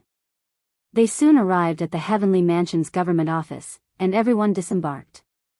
The officers cast cold glances at Xiao Xian and then turned to the arrogant young man, greeting him with a sycophantic smile. Young Master Wen. Confused, Xiao Xian realized she knew all the noble families in the capital but couldn't recall any with the surname Wen. Despite her inner sigh about the complexities of the capital, she held no regrets about stepping forward. Refusing to turn a blind eye to such an injustice, she couldn't overcome the moral hurdle within her heart. Regardless of how well the family concealed their identity, it paled in comparison to the crown prince's influence. She had mistakenly assumed he used his authority to intimidate others. I'm just a woman and may not understand everything. Can I send the maidservant to fetch my husband? She suggested. Xiao Xian glanced at young Master Wen, a hint of disdain in her expression. If you're afraid, you can simply act like I never said anything. Young Master Wen glared at her with malice and sneered, Fine, call him. He relished the thought of annihilating them all. The prospect of humiliating her in front of her husband brought a cruel smile to his face. Amused by his own scheme, young Master Wen burst into laughter, regarding Xiao Xian as a fool. The other bailiffs exchanged knowing glances, inwardly mocking her perceived foolishness. Though it may not make a significant difference, dragging her husband into the situation was young Master Wen's twisted satisfaction. He couldn't fathom what Xiao Xian had done to provoke his intense ire. Even if her husband didn't arrive immediately, she was destined for a challenging future. By crossing young Master Wen, her entire family faced an inevitable downfall, and it wouldn't be a graceful one. Upon hearing Xiao Xian's proposal, the boy summoned his courage and whispered, I also want my brother to call my lord. If you find any errors, ads pop up, ads redirect, broken links, non-standard content, etc., please let us know it report so we can fix it as soon as possible. Chapter 1564, Heavenly Mansion Office. Young Master Wen grinned with a sinister delight, his gaze akin to a poisonous snake. Go, ha ha ha. Go. The half-grown boy leaned in and whispered to a 10-year-old boy, Shao, go back and find Uncle Zheng. Go quickly. Shao, tears welling up in his eyes, pursed his lips and nodded vigorously before darting away. Observing the situation, Xiao Xian instructed Li Xia to return and fetch Shao Yunduan. The influence of young Master Wen became evident upon their arrival at the Heavenly Mansion Yamen. The prefectural magistrate sat composed in his official uniform within the bright mirror hall, initiating the trial promptly. Bring in the criminals. The shocking hall would resounded heavily on the ground, and the prefectural magistrate asserted with authority.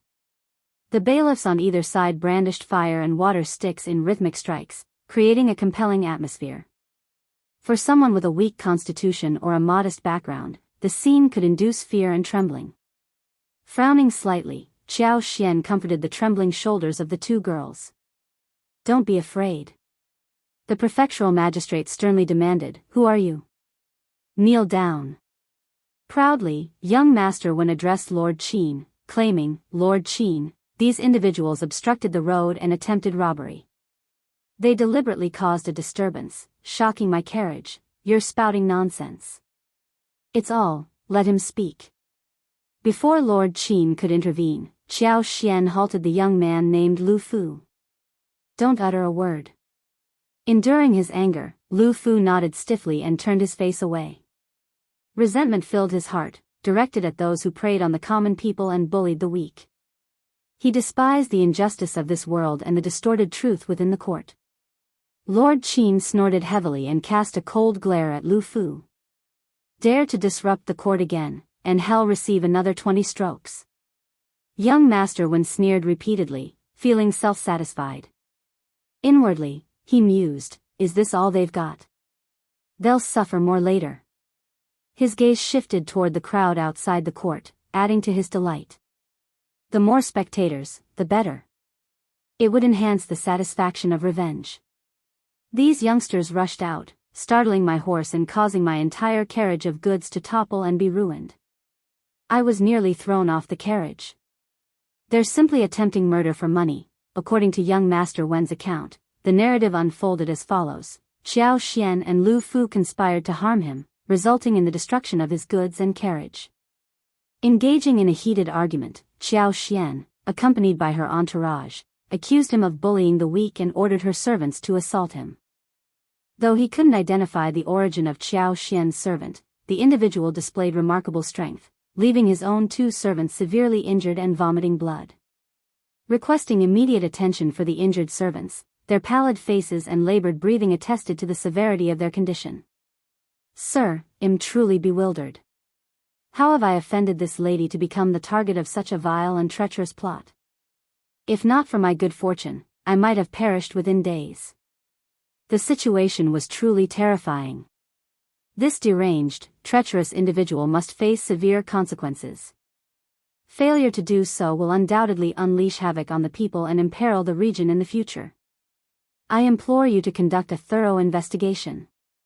If you find any errors, ads pop up, ads redirect, broken links, non-standard content, etc., please let us know it report so we can fix it as soon as possible. Chapter 1565. Background. Lord Qin gracefully swept his half-white beard and nodded solemnly, a dignified expression on his face. This matter is truly wicked. Upon investigation, severe punishment will be meted out. He struck the ground again, commanding, "All of you, kneel down." "How dare you?" Young Master Wen sneered and interjected, "He's disregarding the court, showing no respect at all. He is indeed not a good person." The children, Yi, Songshi, and Liqiu all complied, kneeling down. Xiaoxian, however, spoke calmly, "Lord Qin, when my husband arrives, you can ask me to kneel again. If I kneel now, I'm afraid Lord Qin won't accept it. Moreover, this person didn't kneel either, right? There's no need to treat the plaintiff and the defendant so differently." Young Master Wen erupted in anger. "You woman, how dare you compare yourself to me? Who do you think you are? Young Master Wen, can you be more arrogant and familiar with Lord Qin? Are you afraid people won't know about your extraordinary relationship? Are you also an official or some cultivated talent-recommended advanced scholar? Why aren't you kneeling? If you want kneel, don't demand it of me. Who's disrespecting the court?" The surrounding commoners began to murmur and discuss softly. Lord Qin frowned, casting a glance at young Master Wen. Young Master Wen glared at Xiaoxian. He refused to kneel down, asserting his identity as Master Wen. However, he couldn't reveal his true status and dared not suppress Xiaoxian publicly. Therefore, if he didn't kneel, he wouldn't force Xiaoxian to kneel either. In front of so many people, he had to maintain a semblance of politeness. Young Master Wen sneered, "You're not qualified to inquire about my identity. Who do you think you are? I'm magnanimous and won't engage in a dispute with a mere woman. Sir, please continue with your trial." Though Lord Qin appeared slightly displeased, he refrained from arguing with young Master Wen. Instead, he directed his attention to Xiaoxian. "Is what young Master Wen said true? Tell me the truth. I advise you not to lie and admit it promptly to avoid unnecessary suffering. Otherwise, you will face punishment." While an ordinary woman might have been overwhelmed with fear, Xiaoxian found the situation rather amusing. She hadn't anticipated that the Heavenly Mansion's magistrate would act like a puppet in front of young Master Wen. Despite his official position, he willingly played the role of a subordinate in young Master Wen's presence. The mystery surrounding young Master Wen deepened, arousing Xiaoxian's curiosity. "Lord, I believe the plaintiff has concluded their statement. Is it now the defendant's turn to speak?" Young Master Wen continued to glare at Xiaoxian with hatred, expecting her to panic and admit guilt under Lord Qin's pressure. However, to his surprise, she remained calm, composed, and unhurried. Her voice showed no signs of trembling. This unexpected composure irked young Master Wen, who was hoping to witness Xiaoxian's distress and confession. His delight and anticipation transformed into anger, making it unbearable for someone who derived pleasure from others' suffering. "Have I not made myself clear enough? I don't need your nonsense. If you find any errors, ads pop up, ads redirect, broken links, non-standard content, etc., please let us know it report so we can fix it as soon as possible." Chapter 1566. He's about to explode. Young Master Wen grumbled in a rough voice. Xianxia, as if startled by him, patted her chest and took 2 steps back. Young Master Wen, you are so scary. Greetings, Lord Qin. Xianxia declared loudly. Is the defendant not allowed to speak in court? Must we solely rely on the plaintiff's words? Is this the rule of the country? Young Master Wen's eyes became even more venomous, and his breathing grew heavier. He was on the verge of exploding with anger and regret. Had he known that dealing with Xianxia would be this challenging and bold, he wouldn't have rushed into investigating the case. Instead, he should have let Lord Qin send her to jail first to teach her a lesson before bringing her to court. He wanted to see if she would still dare to be stubborn. His desire to vent his anger had backfired. Meanwhile, Lord Qin hadn't anticipated Xiaoxian's resilience. She posed a tricky question, and with a multitude of spectators outside the court, he didn't dare to make any rash decisions. Otherwise, he risked facing impeachment the next day. Despite this, Lord Qin remained stern, staring at Xiaoxian with a cold expression. Nonsense. You are a woman, refrain from speaking if you don't understand anything. The law is equal for all citizens of the empire. Speak your mind. Thank you for clarifying, Lord. May the plaintiff refrain from interrupting when we speak? Such interruptions would also disturb the court, wouldn't they? Young Master Wen, nearly falling backward from anger, sneered and retorted, You have a clever plan. Do you think I'll let you frame me, Wuxia world? Cite Wuxia world. Cite. The innocent are innocent. If you're dissatisfied, you can present your case afterward. We didn't disrupt you when you spoke earlier. Why? Are you afraid that we'll reveal the truth? Shut up. Young Master Wen cursed. Outrageous, you ahem. Lord Qin interrupted him. Ms. Qiao, if you have something to say it. But beware, you can't say whatever you please. Think carefully before speaking. If I discover that you lied, severe punishment awaits. Yes, my lord. I would not dare to lie, even if I had 10 guts. I will speak the truth, Xiaoxian calmly replied, continuing her earlier statement.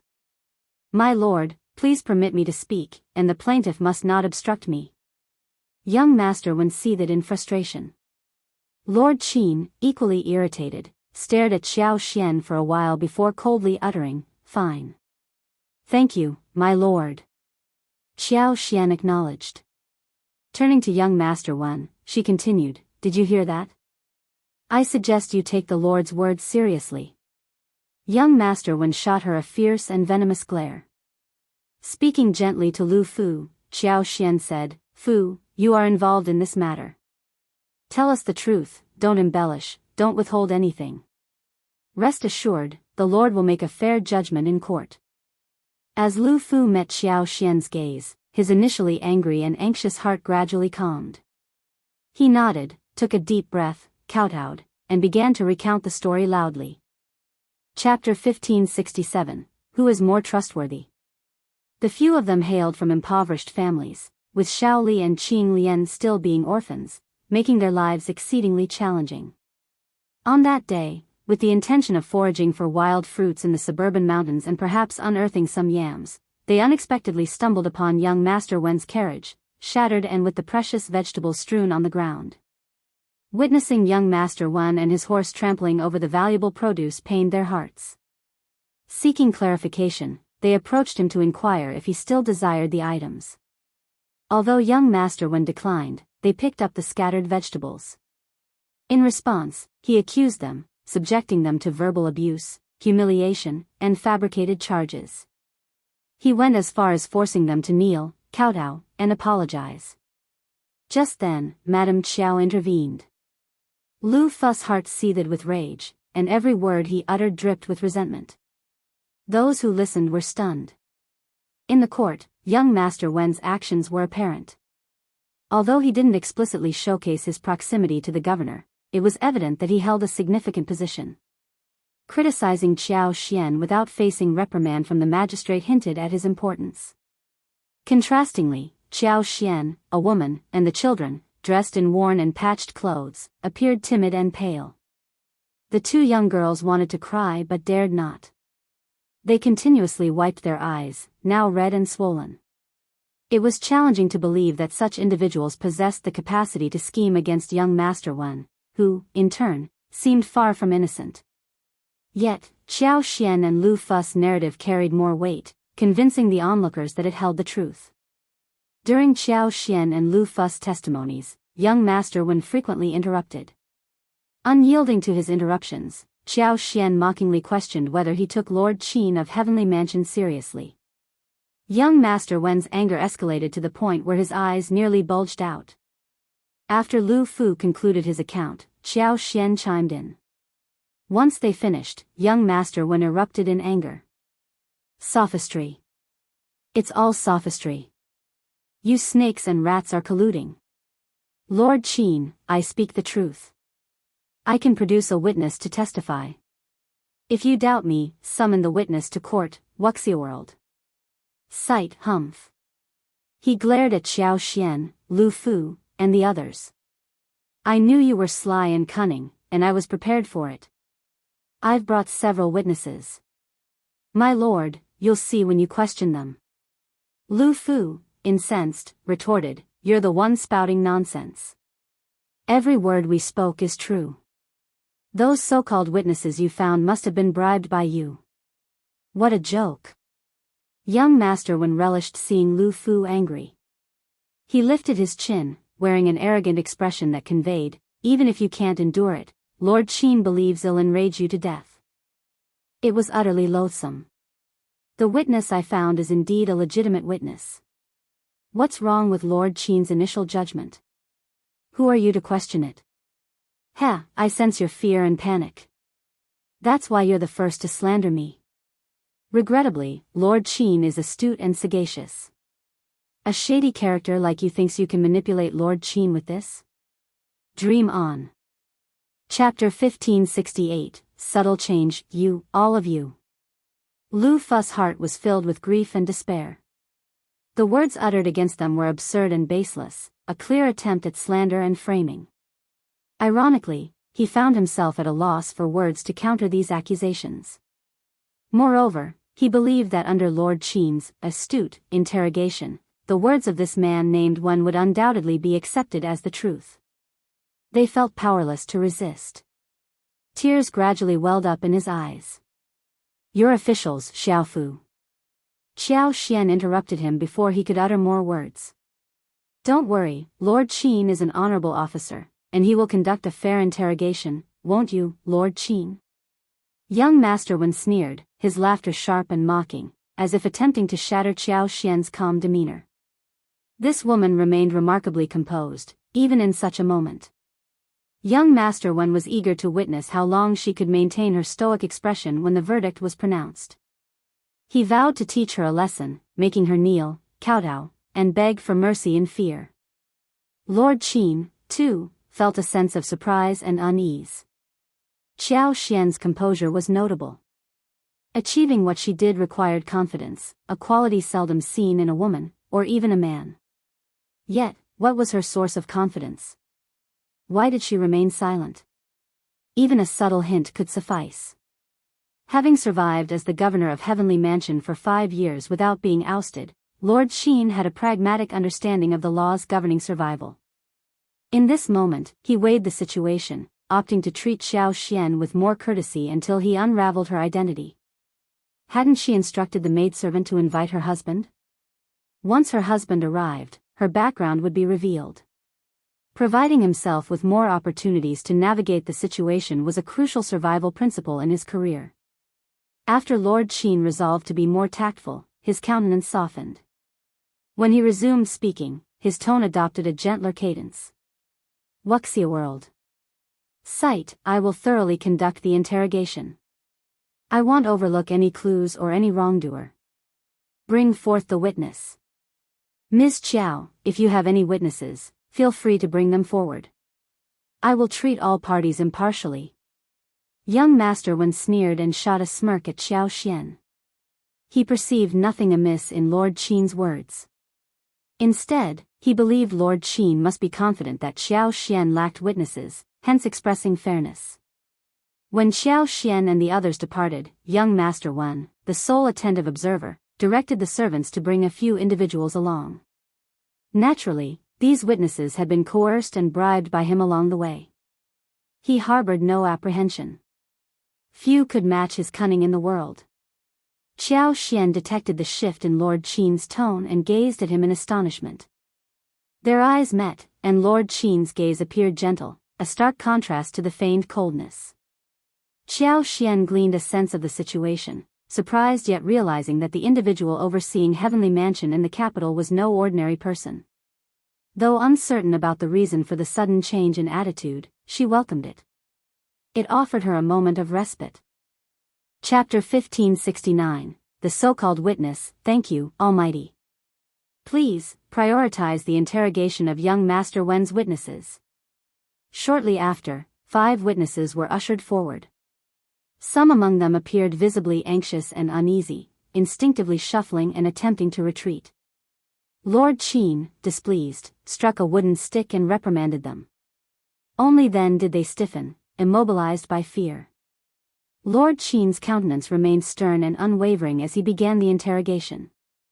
Observing the proceedings with keen interest, Xianxia found the unfolding events entirely expected. If young Master Wen's chosen witnesses did not testify in his favor, who else would? A self-testimony?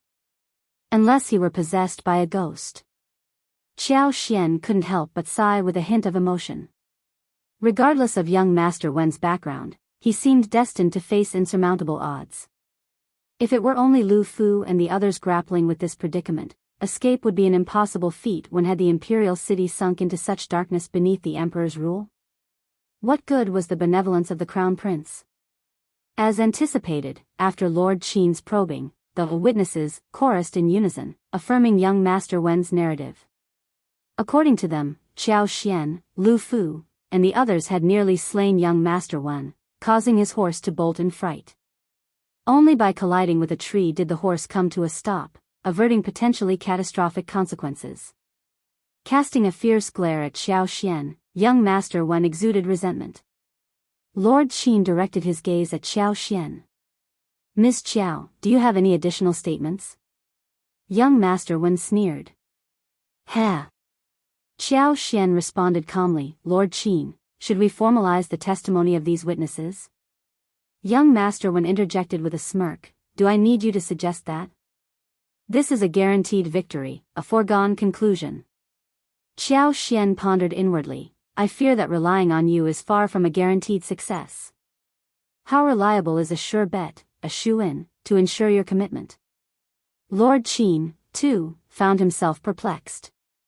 However, the uncertainty only fueled his resolve to proceed cautiously until all matters were resolved. The abnormal reactions raised suspicions.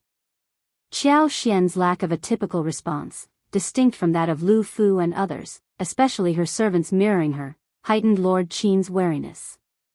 Certainly, you should sign it.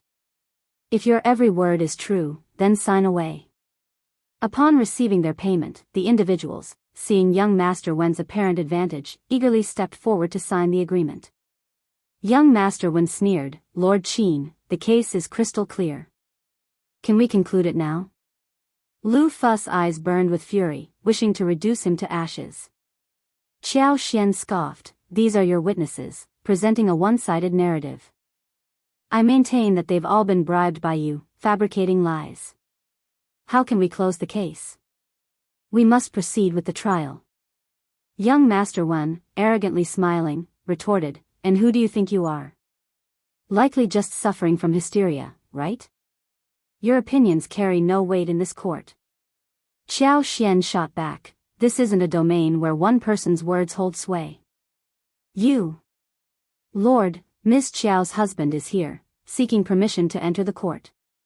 At that moment, a bailiff entered to deliver the news. Having awaited this moment, young Master Wen's eyes lit up, impatience evident. Bring him in already. I thought he'd turn into a chicken. Ha! Lord Qian, unruffled, nodded at the bailiff. Bring him in. Very well, Lord. If you find any errors, ads pop up, ads redirect, broken links, non-standard content, etc., please let us know each report so we can fix it as soon as possible. Chapter 1570. Shao Yunduan arrived. Shao Yunduan entered the court composedly, clad in a serene green robe that accentuated his resemblance to a finely crafted bamboo. His narrow shoulders and waist, coupled with an undeniable presence, drew attention. Wuxia trailed behind him. Husband. Xiao Xian's eyes lit up, and she approached with a smile.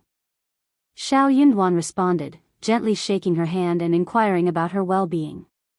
Xiao Xian smiled, shaking her head. I am fine. Lord Qian, in a state of shock, almost stood up involuntarily. This, Lord Shao. How could it be Lord Shao? Indeed, Miss Qiao. Lord Shao's wife was none other than Miss Qiao. In the capital, who was unaware of Lord Shao's notable achievements? She was the one who revived the dying peony left by the Empress for the Emperor. The strawberries and potatoes were all linked to her efforts.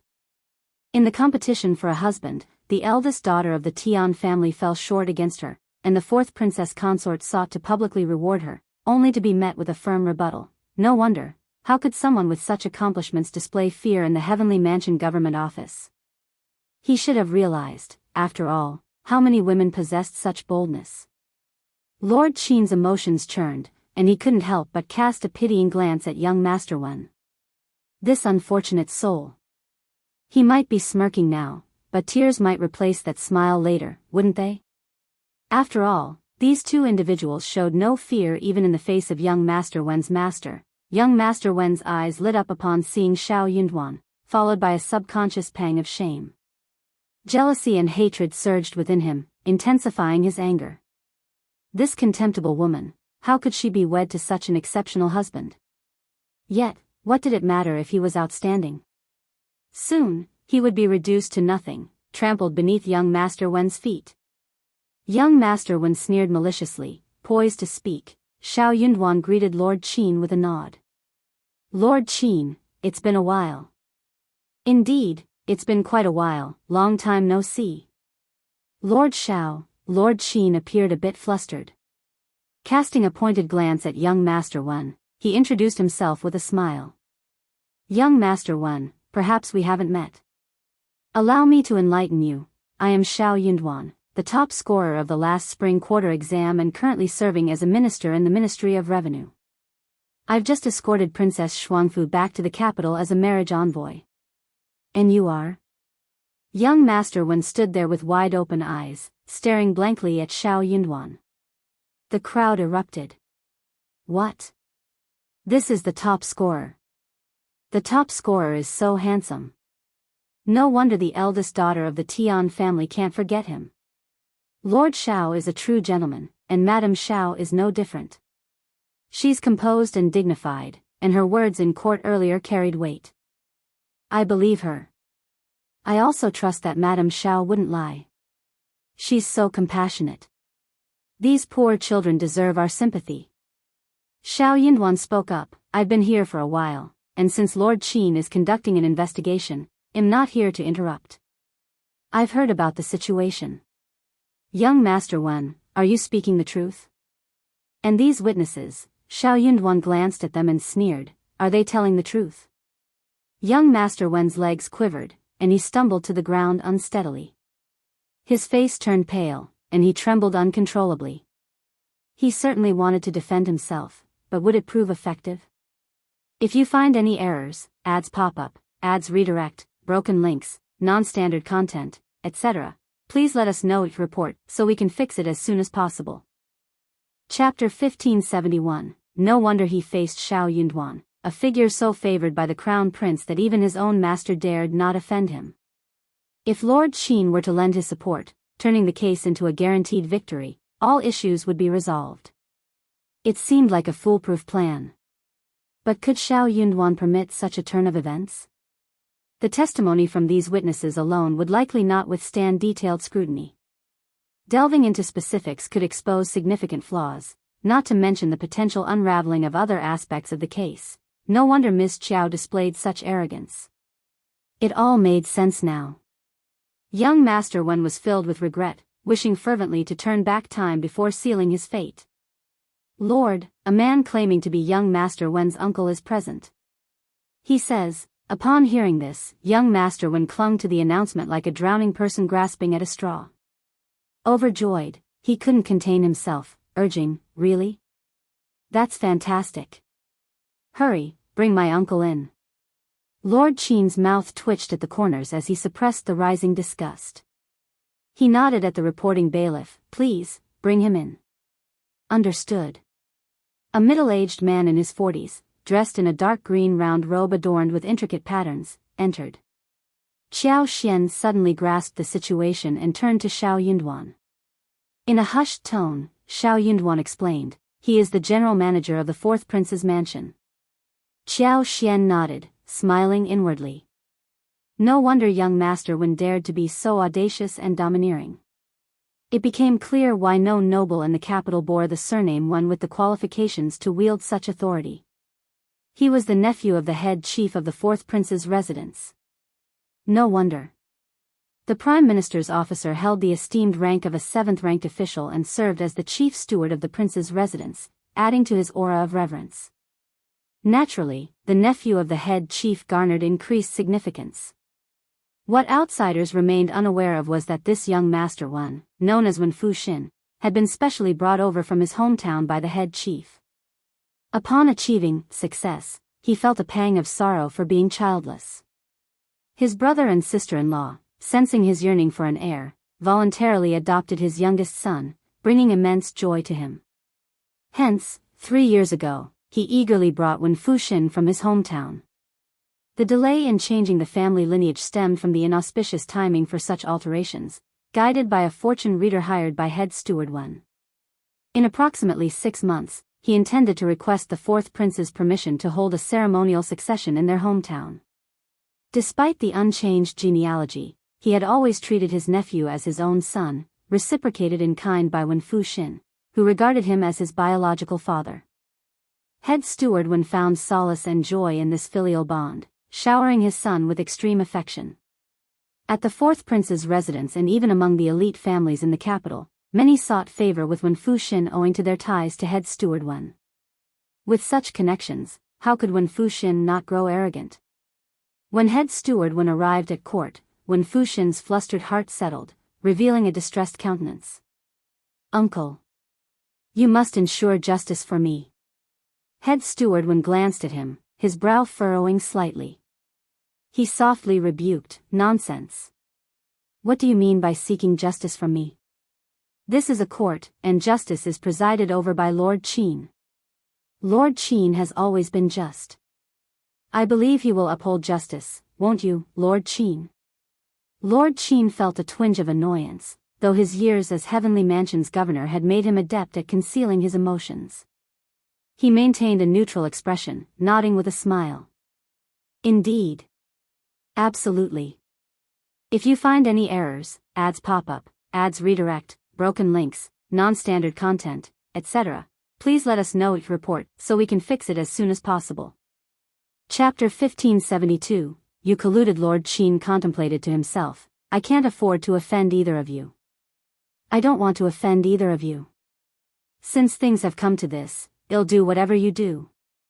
I won't care about anything else." Shao Yunduan, appearing surprised, declared loudly, "So young Master Wen is the nephew of the head steward Wen at the fourth prince's mansion. It's crucial that head steward Wen is here. We must clarify matters." Upon Shao Yunduan breaking the news about head steward Wen's title, the crowd erupted. "Ah! Young Master Wen has such a powerful background. No wonder he seemed so arrogant." The nephew of the head steward of the fourth prince's residence, hee, head steward Wen offered a genial smile.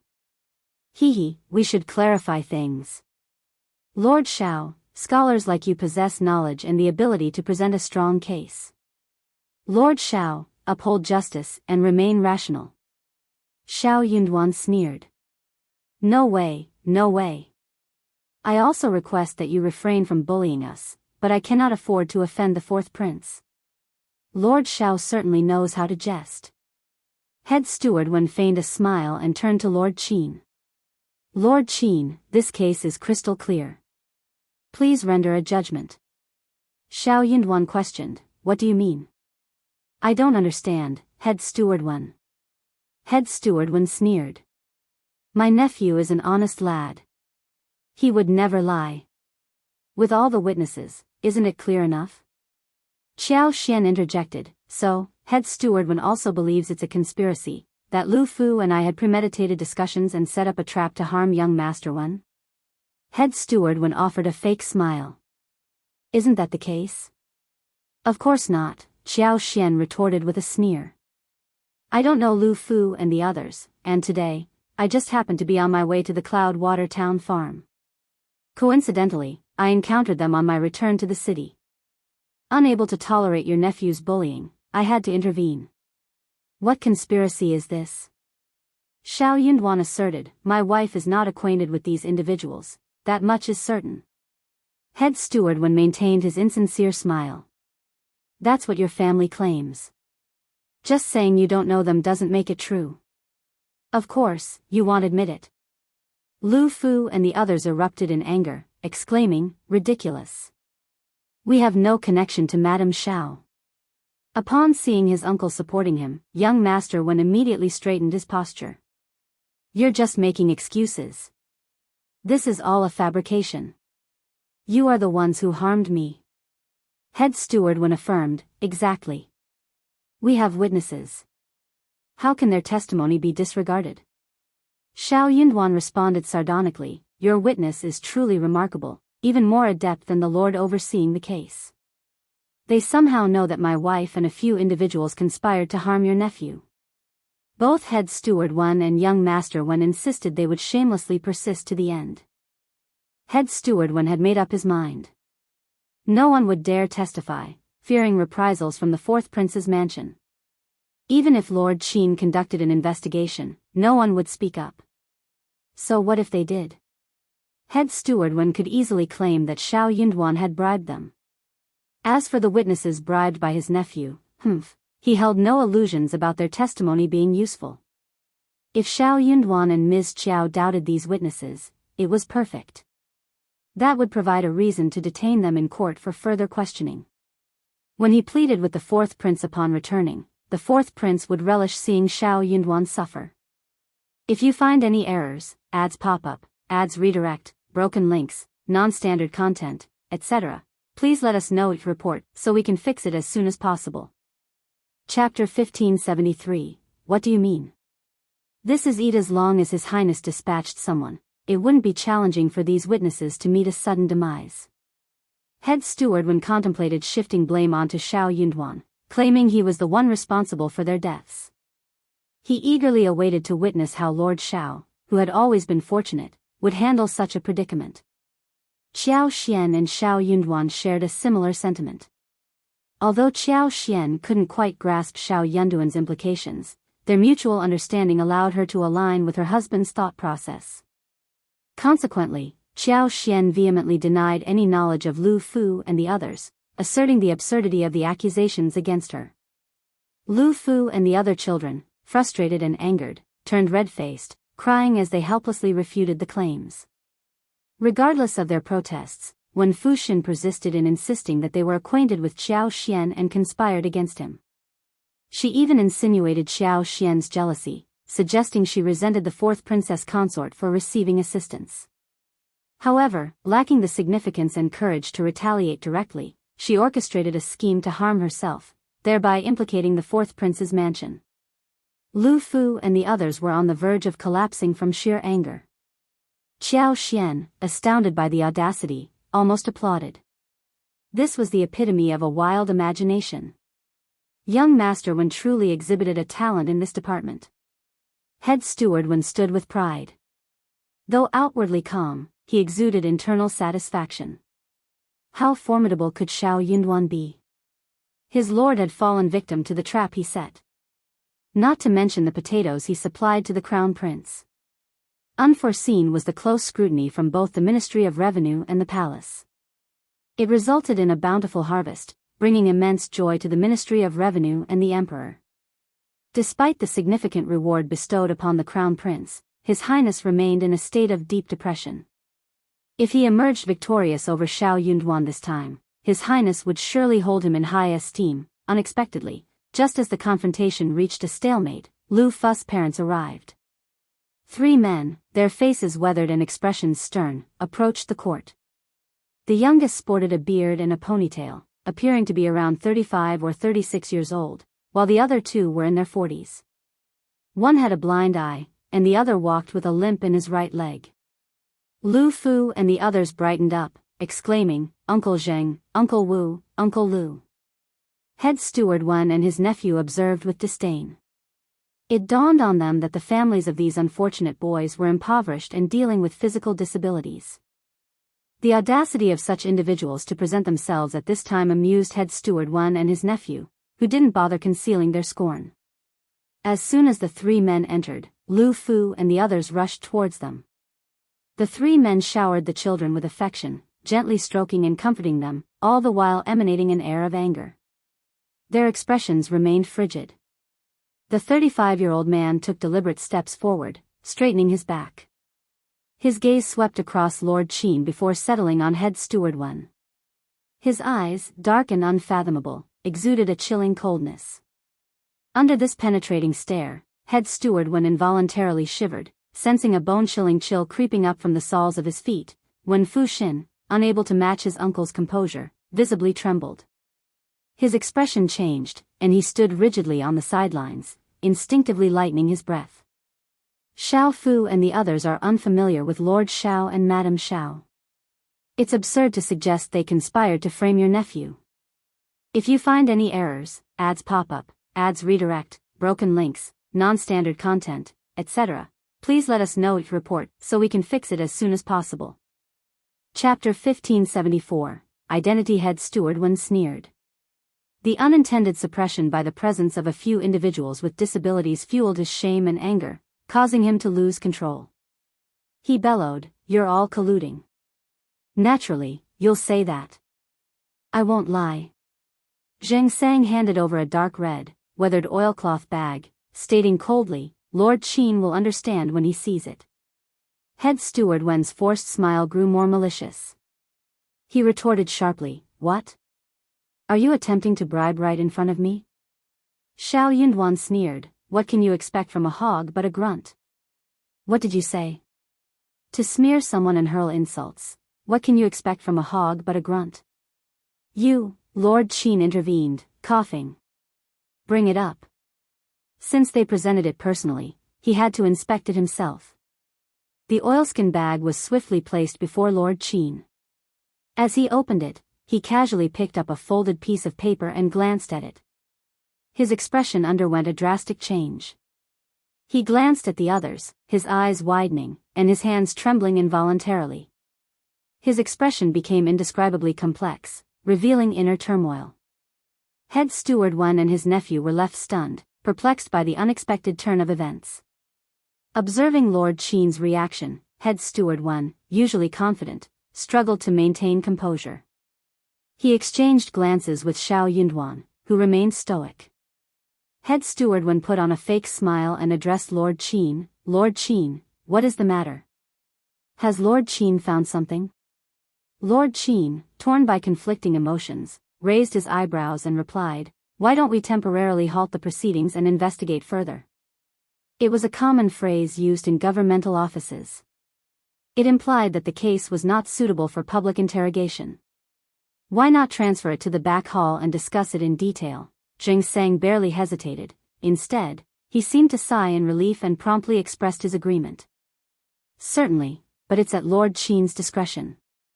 Shao Yunduan glanced at Xianxia, paused briefly, and stated, "I have no objections either." None of them raised objections. That left only Head Steward Wen. However, he appeared somewhat hesitant. Before he could voice his thoughts, when Fu Xin interjected, "No. Why can't we conduct the interrogation openly? Is someone trying to manipulate things covertly?" "Dream on." If everyone agreed, he felt compelled to disagree. There had to be something fishy. When Fuxin thought as much, and head steward Wan, initially harboring suspicions, found assurance in his nephew's proclamation. Exactly. Lord Qin, there's no harm in being forthright.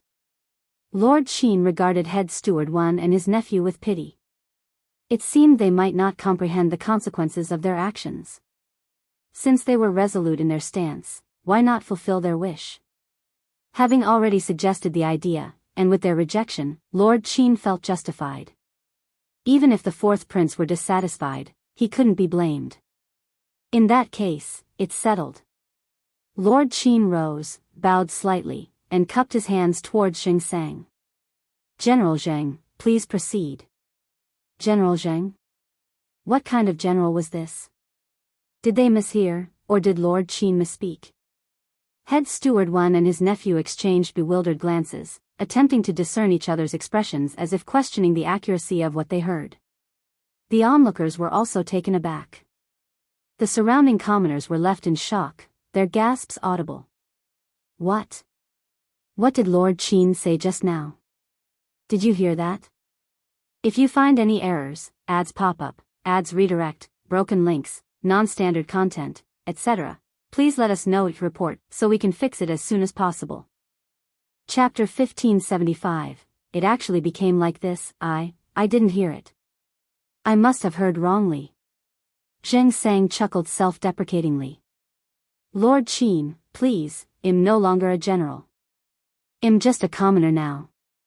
Greetings, Lord. Xianxia cast a quiet gaze at head steward Wan. His dispassionate tone struck the heart of head steward Wan like a heavy hammer. These children are all offspring of my former brothers. Their fathers were comrades in arms with me on the northern battlefield, sharing life and death together. They returned from the battlefield with injuries, illnesses, or disabilities.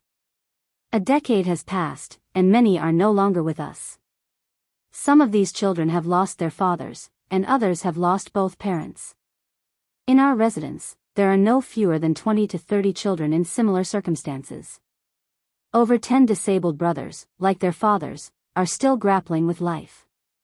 Including elderly, frail, women, and children, there are over 70 in total. Our surviving brothers may be incapable, but we cannot let the families and children of our fallen comrades suffer. These children are remarkably resilient. If they possess strength, they labor as porters, engage in manual work, or become apprentices. If strength eludes them, they find alternative ways to contribute, such as doing odd jobs, washing clothes, or gathering wild vegetables and fruits outside the city. Shao Fu, Shao Er, and the others have ventured out of the city to forage for food multiple times, and today won't be the last. I fail to comprehend how this led to accusations of collusion with Madame Shao to frame young Master Wan. Though our achievements may not be grand, we instilled in them principles of integrity from a young age.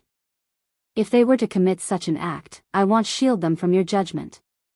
I, Xianxia, dare not claim exceptional prowess. In the past, I participated in more than 10 battles on the northern front, vanquishing over 100 foes. I once captured a prince, a king, and a monarch, saving General Sun's life. My life was nearly claimed by the King of Hell. I fear no peril. I won't let this matter slide. Even if it costs me my life, I won't tolerate baseless slander. When Fuxin, oblivious to the gravity of the situation, scorned Xianxia's words. He sneered and jeered, "Oh, boasting about your feats. Shamelessly bragging here. What a joke, you, oh." Uncle, when Fuxin shielded his face, casting a bewildered look at head steward Wan. Shocked and confused, he couldn't fathom why his caring biological uncle would resort to a slap. Head steward Wan, agitated and vexed, lacked the time to explain. He spoke with frustration, his voice lowered to a hiss, "Stay silent." Enraged, Xianxia rebuked sharply, "What is the meaning of this? How dare you subject me to such humiliation?" Shao Yunduan sighed. General Zheng risked his life for the great Qin, valiantly defending against external threats. He nearly lost his life on the northern battlefield, only to face scorn like this. What a woeful and pitiable fate. General Zheng, please compose yourself. He is the nephew of the head steward of the prince's mansion. Arguing with him won't yield anything. Xianxia, Lu Changming, and Wu Guan seethed with anger. The state of the world has truly deteriorated. This is the great Qin we risked our lives to protect. If you find any errors, ads pop up, ads redirect, broken links, non-standard content, etc., please let us know each report so we can fix it as soon as possible. Chapter 1576, Gathering of the Gods in the Heavenly Mansion. I can't help but feel sorry for these children. What wrong have they done? Their father laid down his life for the great Qin Empire, and yet his son has to endure such humiliation, picking up discarded vegetables and fruits. Elder brother Zheng, I harbor so much resentment towards him. This is far from over. Far from over. Onlookers seethed with anger, unleashing a torrent of curses. This is inhumane. Is he even human? Bullying the less fortunate. Is this the way of the world? It's disheartening. The virtuous never seem to get what they deserve. Without General Zheng and others risking their lives to defend against foreign enemies, how could people revel in luxury and indulge in drunkenness? The imperial court's treatment of them and their families is excessively callous and heartless. Who would dare to enlist in the army in the future? Who would willingly go to the battlefield? Certainly not me. I won't allow my son to go either. Indeed. I'd rather take out loans than subject myself to that. Why would His Highness the Fourth Prince appoint such an individual to a crucial position? It's beyond comprehension. Like master, like servant. Quiet down, watch your words. Trouble may arise from your loose tongue. Head steward Wen could no longer maintain his confident composure. His expression reflected defeat, and cold sweat adorned his forehead. In his heart, he lamented, it's over, it's over. When Fuxin covered his face, still nursing a sense of injustice. His countenance betrayed embarrassment, fear, and confusion. Even at this moment, he couldn't fathom the situation. Why was his uncle so apprehensive about these destitute individuals? So what if he's a general? What kind of nonsense general behaves like this? No one would suspect he's a beggar by the roadside. Head steward Wen tossed aside any concern for his dignity or reputation. A forced smile stretched across his pallid face as he offered profuse apologies to Xianxia. Disgust and anger had long consumed Xianxia and the others. They paid little attention to the steward's attempts at remorse. Wu Guan, boiling with rage, had already stormed out, hurling curses as he seized a horse from the heavenly mansion and galloped straight to the Ministry of Justice to seek justice. Before long, representatives from the Ministry of Justice and the Ministry of Personnel arrived. Delegates from the Great Justice Temple followed suit. General Sun personally made his way to the scene. Soon after, emissaries from the palace joined the gathering. The Crown Prince, the Fourth Prince, and other princes arrived in succession, turning the once serene heavenly mansion into a chaotic assembly of high-ranking officials. Given the circumstances, a public trial was out of the question. All involved parties were ushered to the back hall. The Crown Prince and the other princes took their seats, while the rest stood. Lord Qin, initially handling the case, positioned himself at the rear, his face betraying palpable nervousness. Xianxia and his companions stood on the sidelines, observing the unfolding events. Meanwhile, head steward Wen and his nephew knelt on the ground, trembling with fear. The swift escalation of the case to the palace owed much to General Sun's intervention. As consort Des' younger brother and the current head of the Sun family, General Sun owed his life to Xianxia's past heroics. Xianxia, in turn, had amassed numerous accolades and rewards from the court, including praise and recognition from the emperor himself. The documents previously submitted by Xianxia to Lord Qin showcased a litany of imperial court notices, highlighting countless military merits and honors earned through his dedicated service. General Sun had consistently held Xianxia in high regard, envisioning him as a potential trusted aide to be cultivated. However, upon his return to the capital from the northern regions, Xianxia found himself at odds with the bureaucratic intricacies of the capital and disapproved of the Sun family's conduct. Adding to his challenges, Xianxia was acutely aware that his act of saving General Sun's life had forged an indelible connection in the eyes of the public. He was seen as inherently associated with General Sun.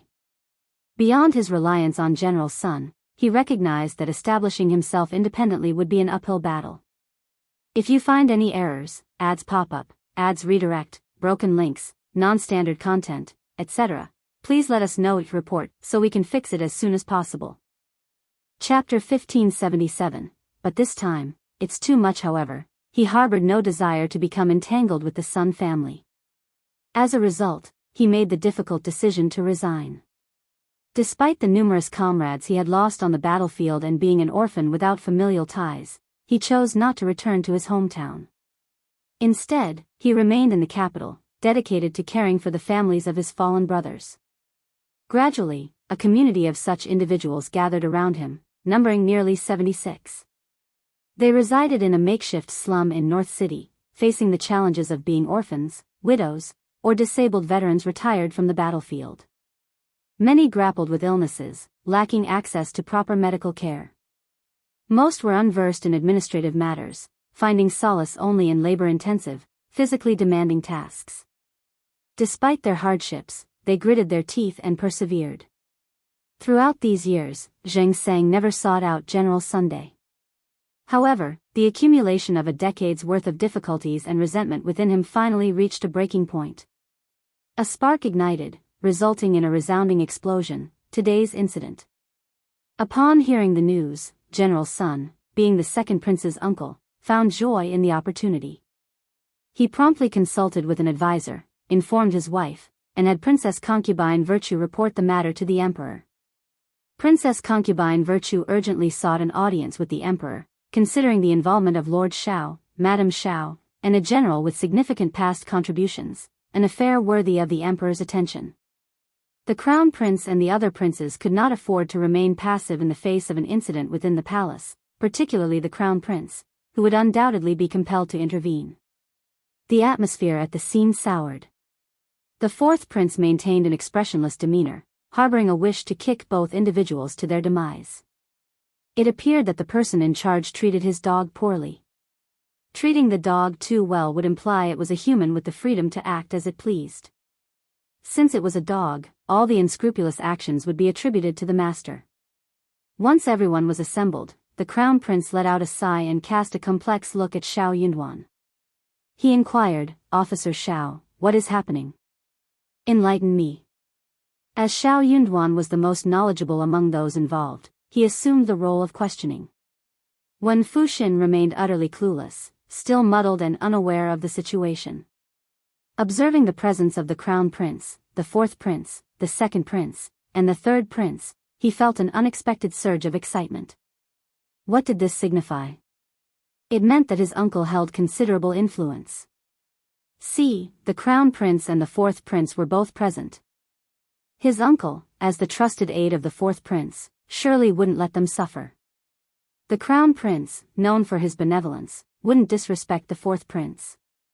As long as the crown prince extended courtesy to the fourth prince, no one would dare to utter a word against them. These people would undoubtedly have to kneel before him later, concerned that Shao Yunduan and Xiao Xian might say something detrimental. When Fuxin hastily interjected, "Crown Prince, I am innocent. Please help me." Shao Yunduan raised his voice, cutting him off. The rules at the fourth prince's mansion are commendable. How dare a servant show disregard for the crown prince? How dare he speak in front of the crown prince? The onlookers were left in stunned silence. The crown prince felt a tinge of awkwardness. Initially, he had no intention to intervene, but faced with the servant's insolence, his usual restraint wavered, contemplating whether to engage in a confrontation. If you find any errors, ads pop up, ads redirect, broken links, non-standard content, etc., please let us know each report so we can fix it as soon as possible. Chapter 1578, Lawless. But to his surprise, Shao Yunduan spoke up. No one could have anticipated Shao Yunduan's decision to speak. Adding to the unexpected nature of Shao Yunduan's intervention was the fact that he projected an image of a scholarly figure, worth no more than 1,000th of a tael, to be used judiciously. Yet here he was, an imperial court official, engaging in a public dispute with a servant, a situation that was utterly demeaning. Certainly, none of those observing the scene would ever consider such behavior. Unless, perhaps, it involved the fourth prince. As the master of Wen Fuxin, it seemed fitting for him to reprimand his servant. However, contrary to expectations, the fourth prince didn't want assumptions to prevail.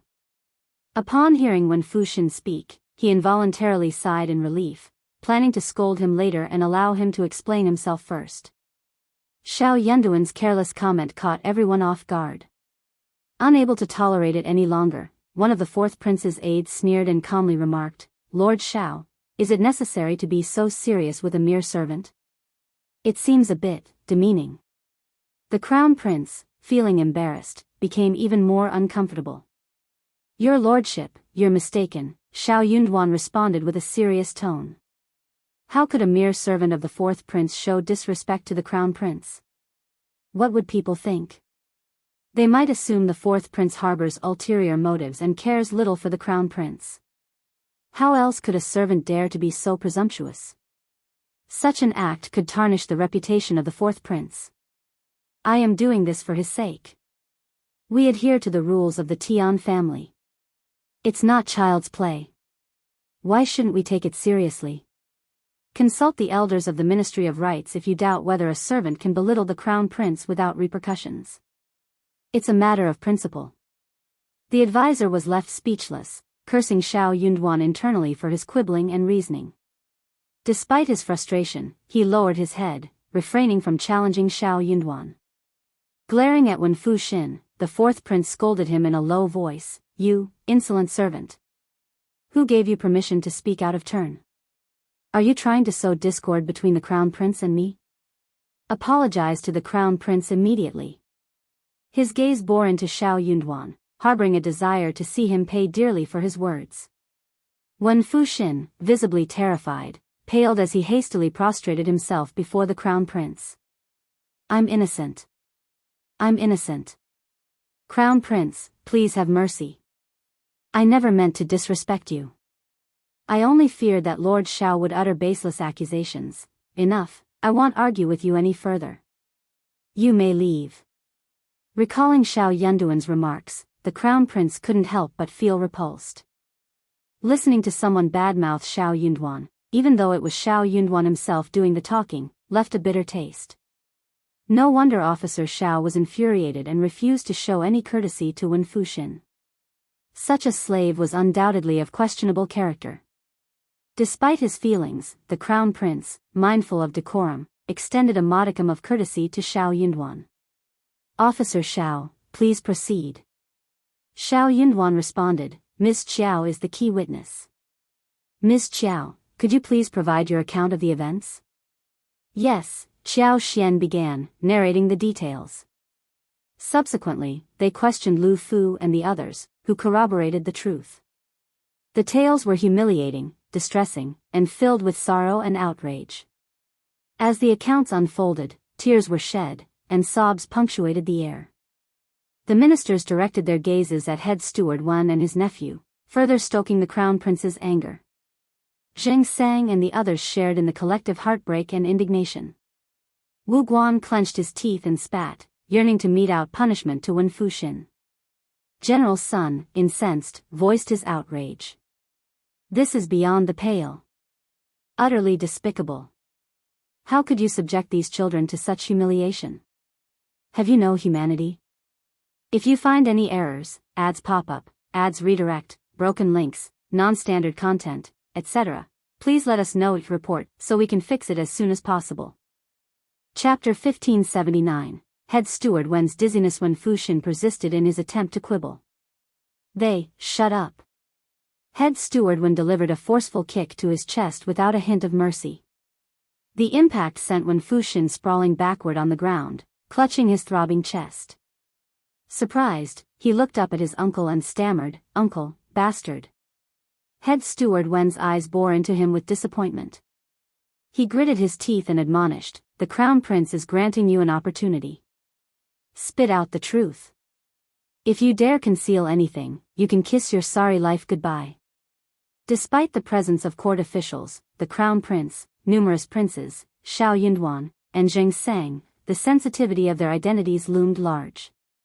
Did this fool think he could deceive them with a few words? Had they been dealing only with Shao Yunduan and the others, they might have been under the fourth prince's control.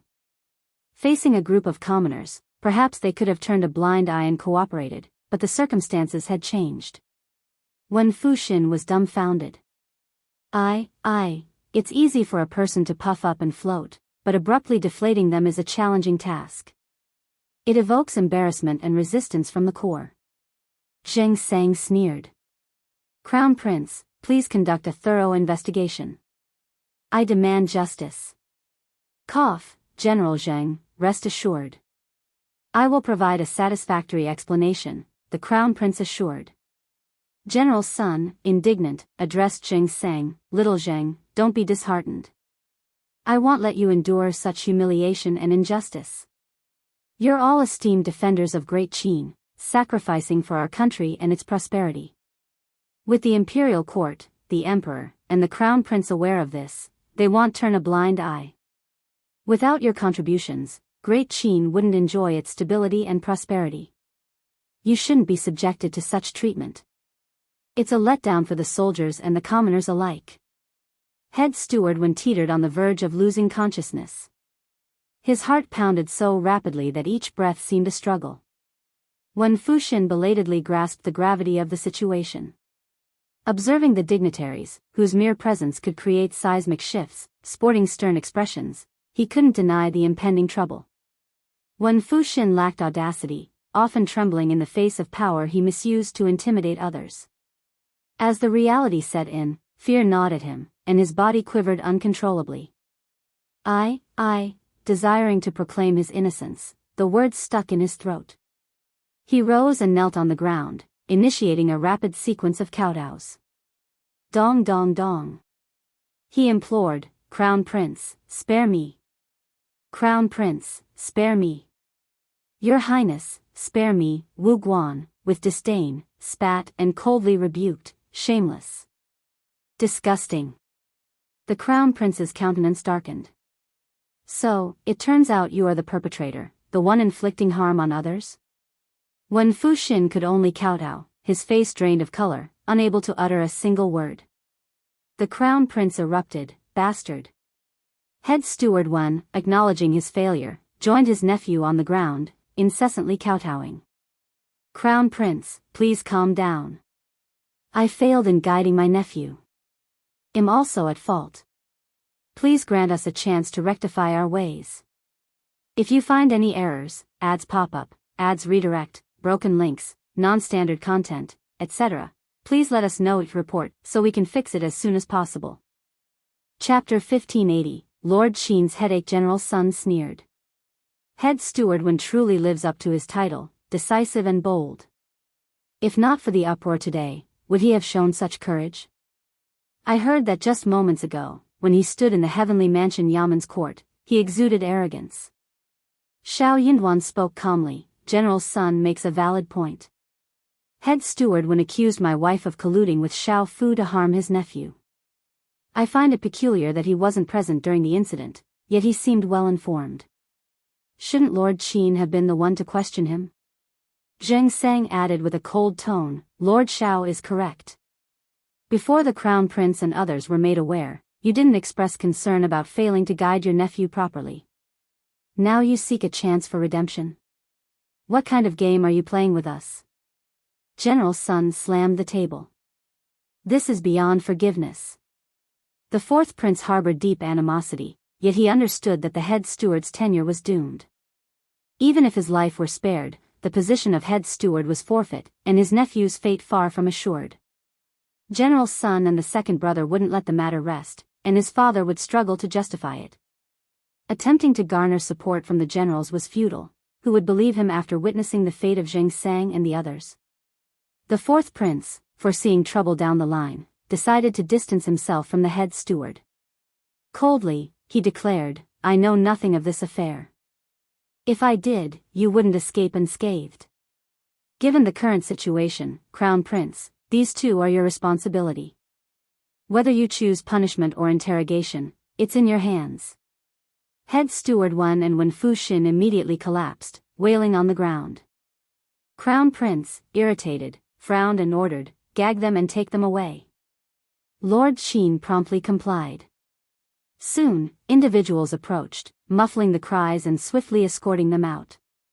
The Crown Prince sighed inwardly, casting a glance at Shao Yunduan, Xianxia, and Jianghu, and offered gentle solace.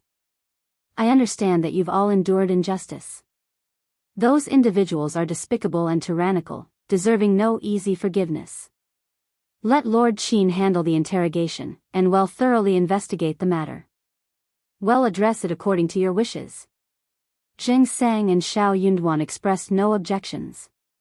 They exchanged appreciative glances and silently thanked each other. Lord Qin, though internally groaning, had no choice but to steel himself and accept the responsibility. Originally a minor case, a mere conflict among ordinary individuals, it would have resulted in a scolding and perhaps a lesson for resolution. Yet, the involvement of three parties with extraordinary identities promised a more severe outcome. At best, it would be a minor altercation; at worst, it could tarnish the reputation of officials' families and the descendants of meritorious individuals. However, Lord Qin couldn't ignore the fourth prince's influence, complicating matters and giving him a headache. Now tasked with handling the case, the Crown Prince rose and dismissed the assembly. The darkening sky signaled the end of the day. Crown Prince regarded Jianghu and the others with a gentle gaze. Shao Yunduan respectfully said, "Crown Prince, I will attend to General Zheng." Crown Prince nodded with a satisfied smile and concluded, "That's excellent. Let's reconvene tomorrow. If you find any errors, ads pop up, ads redirect, broken links, non-standard content, etc., please let us know it report so we can fix it as soon as possible."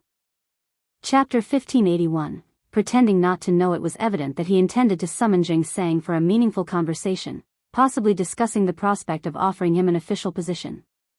A fleeting expression of displeasure crossed General Sun's eyes. He was on the verge of expressing his thoughts when Jianghu, in a gesture of gratitude, bowed to Shao Yunduan with cupped fists. "Thank you, Lord Shao. Apologies for the trouble. General Zheng, your courtesy is much appreciated. I'm no longer a general. Lord Shao, if it's agreeable to you, you can address me as Brother Zheng." "Very well, Brother Zheng." Shao Yunduan nodded with a warm smile. General Sun felt a profound sense of distaste. He forced a smile and remarked, "Little Zheng, you're going too far. How have you managed all these years? Why didn't you seek me out when you were facing difficulties? No need for such formality between us. I always assumed you had returned to your hometown. This comes as a surprise." Jianghu almost wanted to burst into laughter.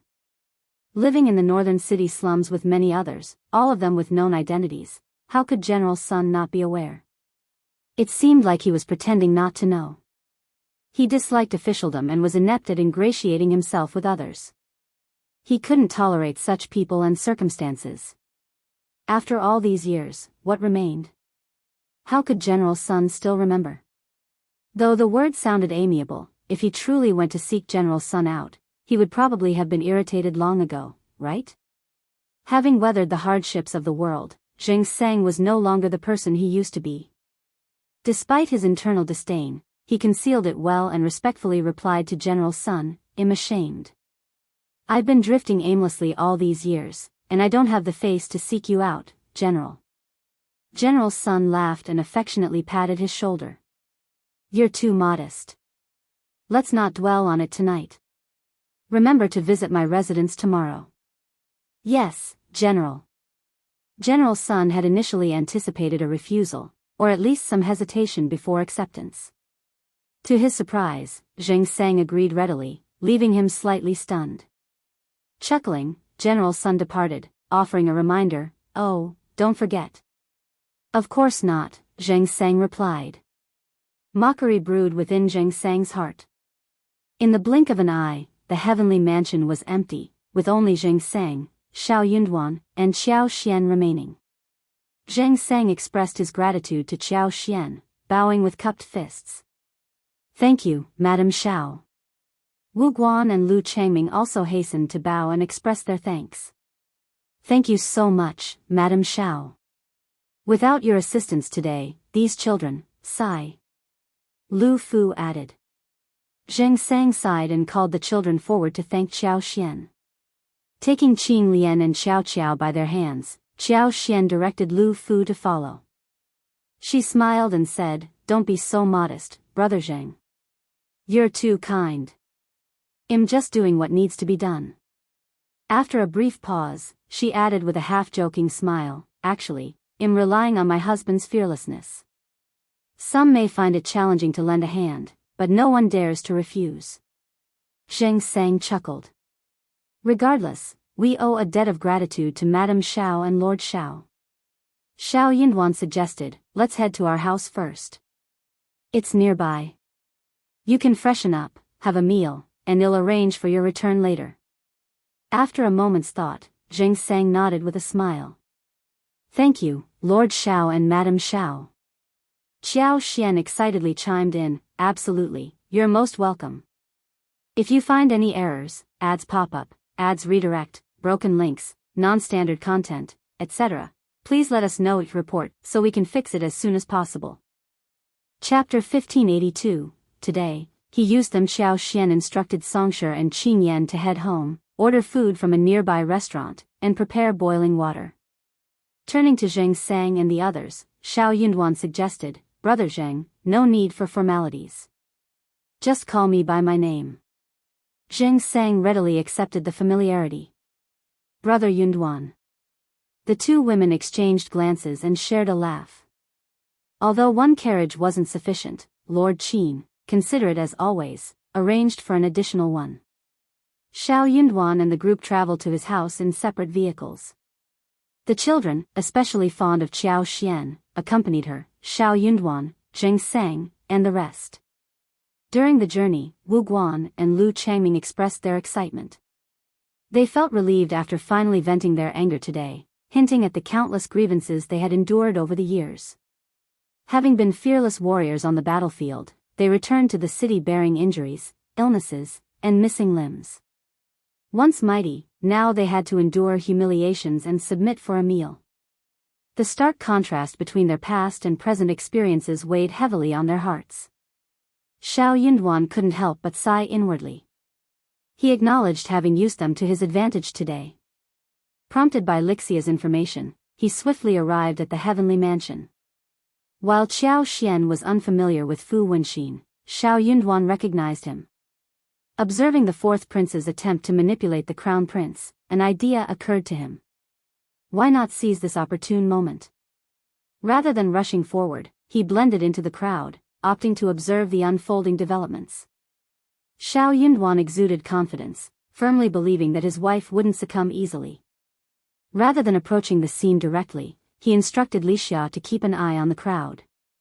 When Shao Er brought over Zheng Sang, Wu Guan, and Lu Changming, Shao Yunduan intervened, preventing their progress. Upon revealing his identity and engaging in a brief conversation, Zheng Sang willingly handed over the reins, declaring that he would take charge. When Wen Fuxin was digging his own grave, Shao Yunduan took the forefront. Anticipating head steward Wen's involvement, he knew the patriarch would show up, driven by the expectation that his son would support him in his old age. Head steward Wen did not disappoint. With Wen Fuxin carelessly courting disaster, there was no turning back, and head steward Wen had to play along. Confident in the fourth prince's backing, head steward Wen wasn't afraid of failure. As long as he tarnished Zheng Sang's name, the fourth prince would offer unwavering support. It seemed like the matter would eventually be settled as a minor inconvenience. However, fate had different plans for him this time. Even the fourth prince would find himself implicated to some extent. This affair concerned the descendants of soldiers who had fought for the country. Without a proper explanation, the generals wouldn't stand for it. In this critical moment, Zheng Sang took the stage. When he and Shao Yunduan synchronized their efforts, the trap ensnared the uncle and nephew, sealing their fate. Although Shao Yunduan hadn't anticipated the situation escalating to this extent, he found the outcome quite satisfying. The bigger the situation, the better. While the crown prince insisted on maintaining an appearance of normalcy, Yunduan believed in divine retribution for the wicked. Regardless, he went with the flow. Upon reaching Xiao and Shao Yunduan's home, Lixia swiftly prepared hot water, bathing the children and combing their hair. The dishes ordered from the restaurant arrived promptly. 2 tables were set with 8 dishes and 1 soup each. Shao Yunduan and the others even ordered 2 pots of wine. Xiao dined at the kitchen table with the children. If you find any errors, ads pop up, ads redirect, broken links, non-standard content, etc., please let us know each report so we can fix it as soon as possible. Chapter 1583, Sadness. The restaurant, seemingly ordinary, boasted a menu of comforting home-cooked dishes. Mushroom roasted chicken, lamb roasted with onions, beef brisket stewed with white radishes, stir-fried meat, vermicelli cabbage, pork. The array was enough to elicit greedy expressions from the children. Despite their visible hunger, they restrained themselves, unwilling to make the first move. A collective gulp echoed in the room. Observing the children's plight, Xiao took pity and urged them to sit. Dig in, before it gets cold. Grateful, Lu Fu expressed his thanks, prompting the children to follow suit. Only then did they settle down to eat. Once chopsticks met food, the children couldn't help but hasten their consumption. Half of the dishes vanished from the table in no time. Their rapid eating, however, lacked rudeness, and Xiao's gentle assistance softened the scene. Shao Yunduan, Jianghu, and others experienced a notable shift in mood. Rounds of dishes and a few glasses of wine later, Wuxia unexpectedly broke into tears. It took him a while to regain composure, wiping away tears before smiling at Shao Yunduan. I apologize, Brother Yunduan. Having overseen numerous struggles and hardships, the brothers had maintained a relentless pace for years. Gathered around a table, sharing a decent meal and laughter, they reflected on the distant past. Although melancholy briefly settled in, Shao Yunduan poured wine and reassured, there's no obstacle in this world that can't be overcome. Now that the court is aware, they'll handle it. Let's discuss it later. Jianghu, however, expressed reluctance, his brow furrowing. I have no intention of involving myself with the imperial court anymore. The same goes for these children. The imperial court doesn't owe us anything. We're incapable, and there's no one to blame but ourselves. It was an undeniable truth. Having retreated from the battlefield, who among them hadn't felt this way? Nevertheless, they were alive, a sentiment that brought satisfaction, especially when compared to their fallen comrades. Despite life's challenges, the children were gradually maturing each day. As they aged, it was hopeful that their circumstances would improve. However, gaining favor with the imperial court proved to be an arduous task, one that was financially beyond their means. Moreover, the prospect of entangling themselves in the conflicts among the princes, risking disaster, was a fear they couldn't shake. Shao Yunduan couldn't help but sigh inwardly, recognizing that Jianghu and the others had likely grown so disillusioned with the court that they accepted their situation with unusual calmness. Reflecting on the past, they had received compensation upon retirement, 15 taels of silver for the disabled and 20 taels for the deceased. While not a significant sum, if properly distributed among those entitled, it could have eased their hardships. Yet, the reality was different, leaving Shao Yunduan with a mix of emotions. The allure of the silver was undeniable. Even a small business venture could have made a significant difference in their lives. Some might not even receive a single tael, further complicating matters. Shao Yunduan found himself grappling with complex emotions, questioning the worth of investing effort in such an imperial court. He pondered the potential impact of the seemingly kind crown prince and whether his efforts to effect change were worthwhile. Disappointment had eroded his confidence, and he no longer harbored the desire to remain in the capital. Smiling with a sense of resignation, Shao Yunduan spoke slowly, I'm not suggesting that you pursue an official position or rely on the court's charity. Saving yourself is not an impossible task. There are alternatives worth exploring. If you find any errors, ads pop up, ads redirect, broken links, non-standard content, etc., please let us know each report so we can fix it as soon as possible. Chapter 1584, must satisfy everyone. Xianxia stood there, momentarily stunned. The eyes of Wu Guan and Lu Changming sparkled with hope. Unable to contain his curiosity, Wu Guan inquired, "Lord Shao, do you truly have a solution for us?" Though Xianxia opened his mouth, no words escaped. Shao Yunduan grinned. "My wife intervened to save those children today, creating a fateful connection between us. Given her compassionate nature, she will undoubtedly address this matter. Elder brother Wu, just be patient. My wife has no affiliations with the court. Possibly, he himself would distance from the capital in the near future." Wu Guan was taken aback. "Madam Shao?" "Indeed, that's correct." Anticipating that Wu Guan's skepticism might lead Shao Yunduan to overthink, Xianxia interjected with a smile, "Brother Yunduan, let's wait and observe." Shao Yunduan chuckled. "You're right, Brother Zhang. Allow me to propose a toast to the three of you. Cheers." In the intermediary office of the Heavenly Mansion, Lord Qin was fraught with worry after Head Steward Wan and his nephew were imprisoned. The concern was not about how the case was conducted but rather about its resolution. Achieving satisfaction from all parties was imperative. This proved to be an arduous task. Uncertain if he could devise a solution that would benefit everyone, Lord Qin contemplated staying awake all night to ponder. Unfortunately, he was denied such an opportunity. In the dead of night, a group of shadowy figures infiltrated the Heavenly Mansion's prison. When Head Steward Wan, berating his nephew, witnessed the leader revealing his true identity, his previously disheartened demeanor instantly transformed. He hastily rose from the ground, exclaiming, "Commander Wei! Commander Wei! Did His Highness send you? What were His Highness' instructions?" Commander Wei responded with a peculiar smile, saying, "If not for His Highness' orders, why would I venture to such a place in the middle of the night, Head Steward Wan? His Highness has specifically tasked me with escorting you and your nephew away. With His Highness showing such concern for you, Head Steward Wan can meet his end without regrets." "What?" Head Steward Wan collapsed to the ground, too shocked to offer a retort. Hoarsely, he mumbled, "That can't be," considering the countless tasks he had undertaken for His Highness and the multitude of challenges he had surmounted. Head Steward Wan was baffled.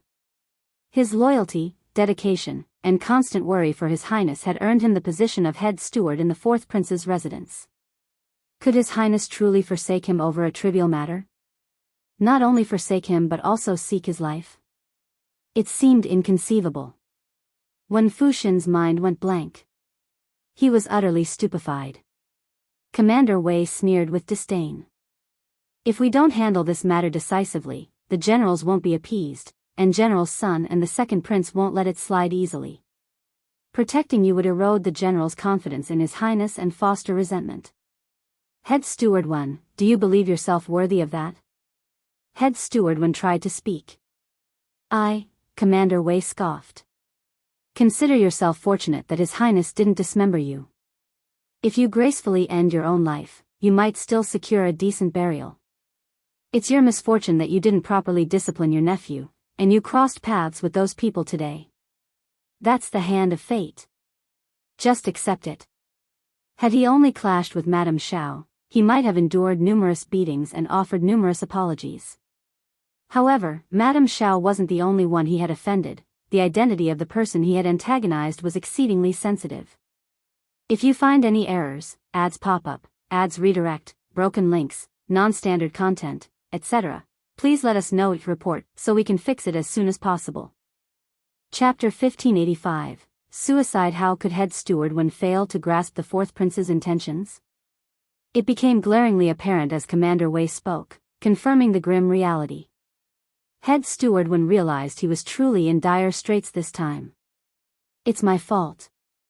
It's all my fault. I was foolish, utterly foolish." Regret overwhelmed him. Head Steward Wan lunged at Wan Fuxin, unleashing a torrent of furious blows and kicks. His hoarse voice reverberated with anger as he berated him relentlessly. Wan Fuxin, defenseless against the onslaught, could only cower, clutching his head, and pleading for mercy while addressing him as uncle. He, too, regretted his actions. If he had foreseen this outcome, he wouldn't have been so reckless. venting his frustration on those youngsters. Little did he know that behind those seemingly insignificant youngsters lurked figures more menacing than beggars. Had he been aware, he wouldn't have dared trouble them, not even at the cost of his life. He felt duped by those youths, who, in his opinion, should have kept their mouths shut. The realization of his own folly weighed heavily on Wen Fuxin. Commander Wei, amused by the unfolding drama between uncle and nephew, sneered and signaled a few expressionless men in black to step forward. In a swift turn of events, 2 suicides materialized in the prison overnight, appearing to have hanged themselves from the beam, their bodies swaying lifelessly.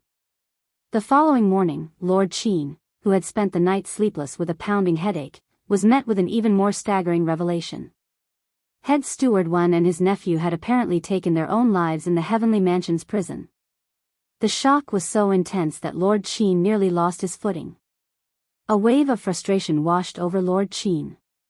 He berated himself for his carelessness. The events of the previous night had left him so bewildered that he failed to consider the consequences. Lord Qin couldn't fathom why the Crown Prince would resort to suicide out of fear of punishment. It seemed an unnecessary act. More likely, the 4th Prince had silenced him to prevent disclosure of sensitive information.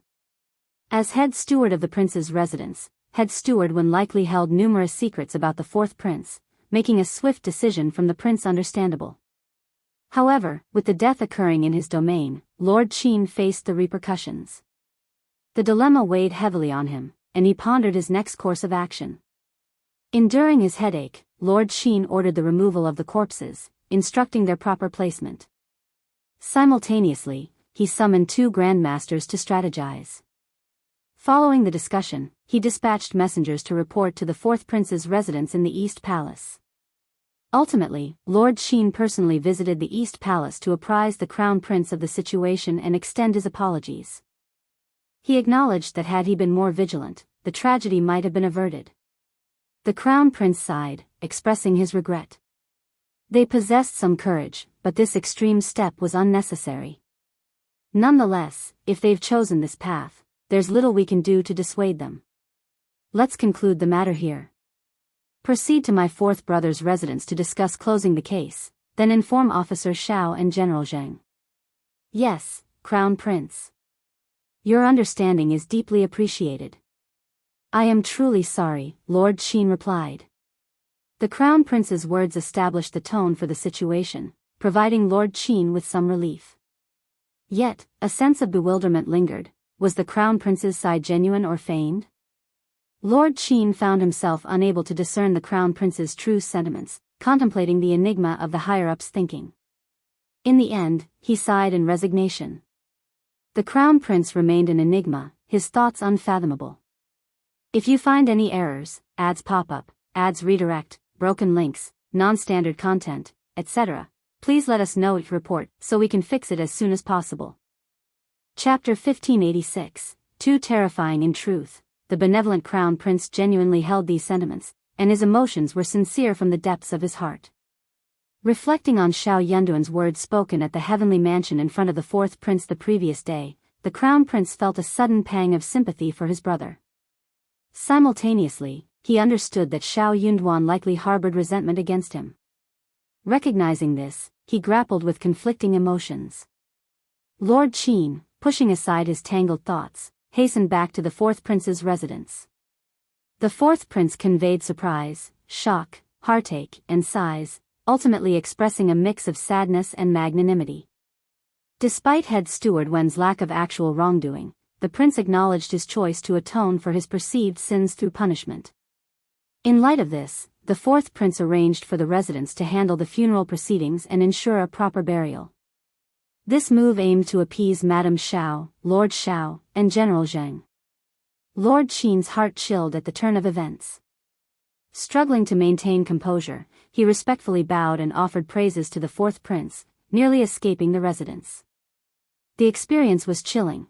Although he was the one responsible for the death, the 4th Prince managed to put on a flawless act in front of Madame Shao.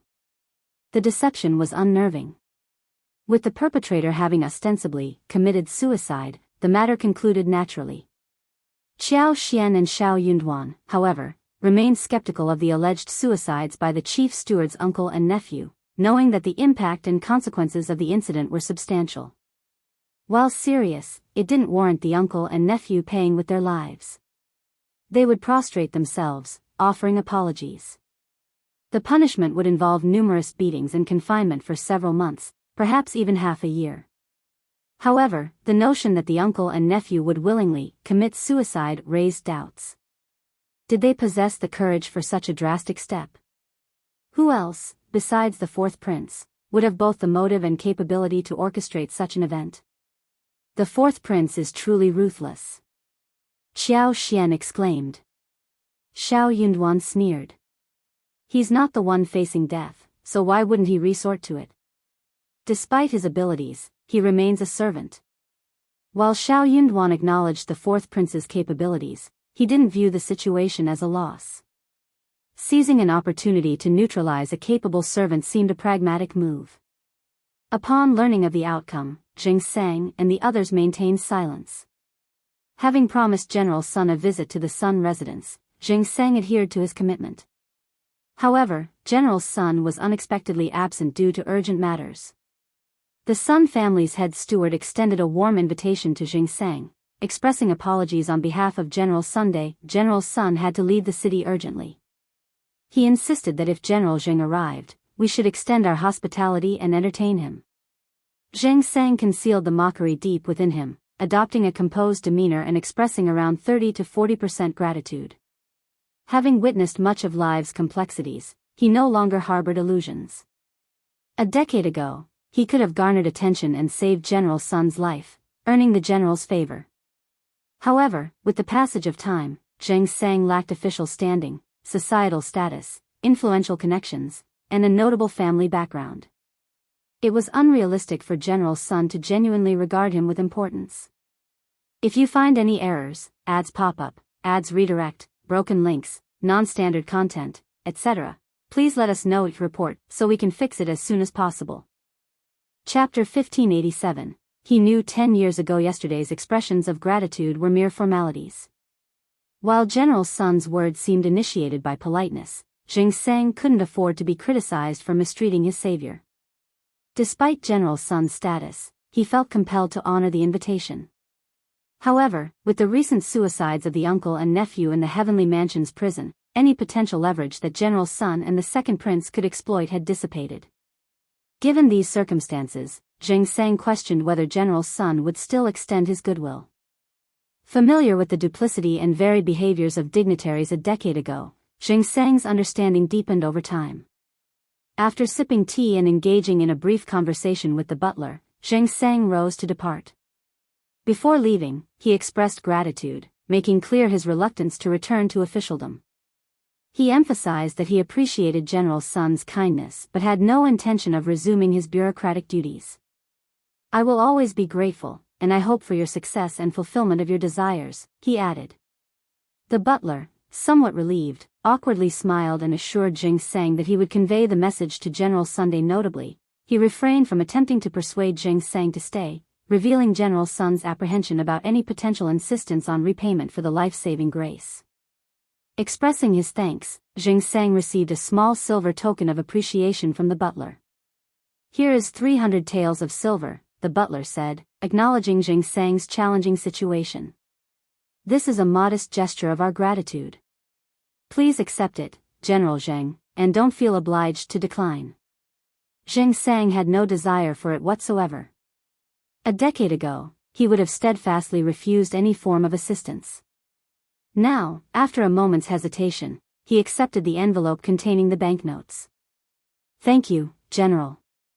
He recognized that declining might not bring him peace of mind.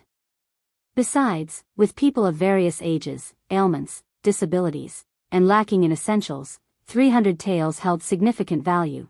It would prove beneficial to take it back.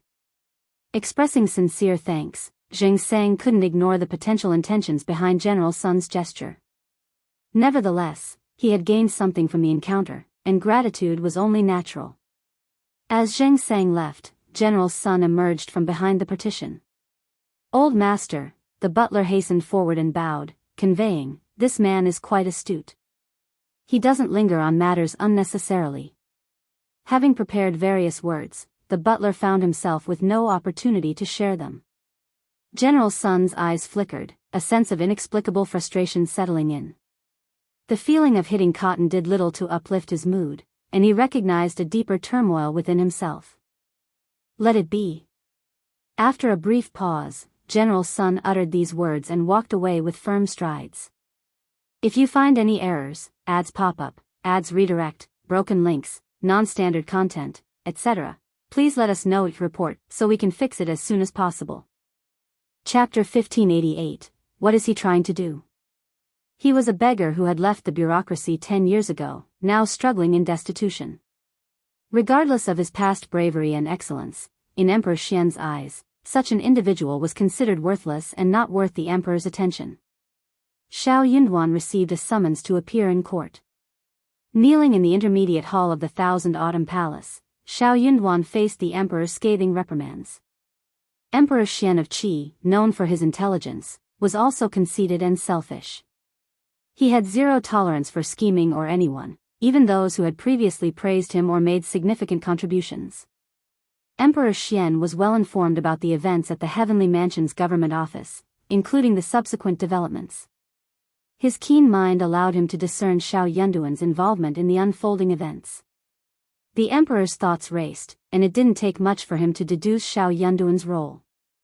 If Shao Yunduan hadn't colluded with Xianxia, leading the uncle and nephew into a trap, the situation would not have reached this point. Emperor Xian pondered the motives behind Shao Yunduan's actions. Was he so arrogant and dictatorial as to openly assist the crown prince in eliminating dissidents? Such actions seemed unseemly. Additionally, Xianxia and his comrades had already received compensation from the imperial court for their service on the battlefield. How they lived afterward was their own responsibility. Why was Shao Yunduan associating with them and the Sun family, seemingly attempting to instigate conflict and tarnish the court's reputation? Fortunately, the situation hadn't escalated to its worst potential. Otherwise, Emperor Xian might have summoned Shao Yunduan not just for a scolding, but for more severe consequences. I must warn you. Regardless of your significant contributions, you remain a subject of the Great Qin Empire, an official of the imperial court, not a personal servant of the crown prince. Your achievements do not grant you the privilege of arrogance. Do not harbor delusions that you can act with impunity and scheme against anyone. I will not tolerate it. If there is a next time, your punishment will be severe. Shao Yunduan listened to the emperor's rebuke in silence. As the emperor's anger reached the point of self-cursing, Shao Yunduan, bowing low, uttered, I am sorry, your majesty. Please punish me. The momentarily calmer emperor, infuriated once again, forcefully slammed a cup of tea onto the coffee table. How dare you? Shao Yunduan, don't think that you will escape punishment. Do you not understand what's in your best interest? I do not dare otherwise. I have reflected on my actions lately and come to a realization. My success since becoming an official has made me unstable. Although this incident is resolved, I cannot guarantee that I want heir in the future. Your Majesty, please grant me leave. Shao Yunduan felt a sense of relief. No longer desiring to remain in the capital, he contemplated pursuing his own path. What did it matter to him? Unaware that he would need to suppress his anger, feign ignorance of his wife's mistreatment, and continue serving the crown prince diligently, Shao Yunduan envisioned a life devoid of such servitude. He deemed his current role meaningless, devoid of any psychological comfort. If you find any errors, ads pop up, ads redirect, broken links, non-standard content, etc., please let us know it report so we can fix it as soon as possible.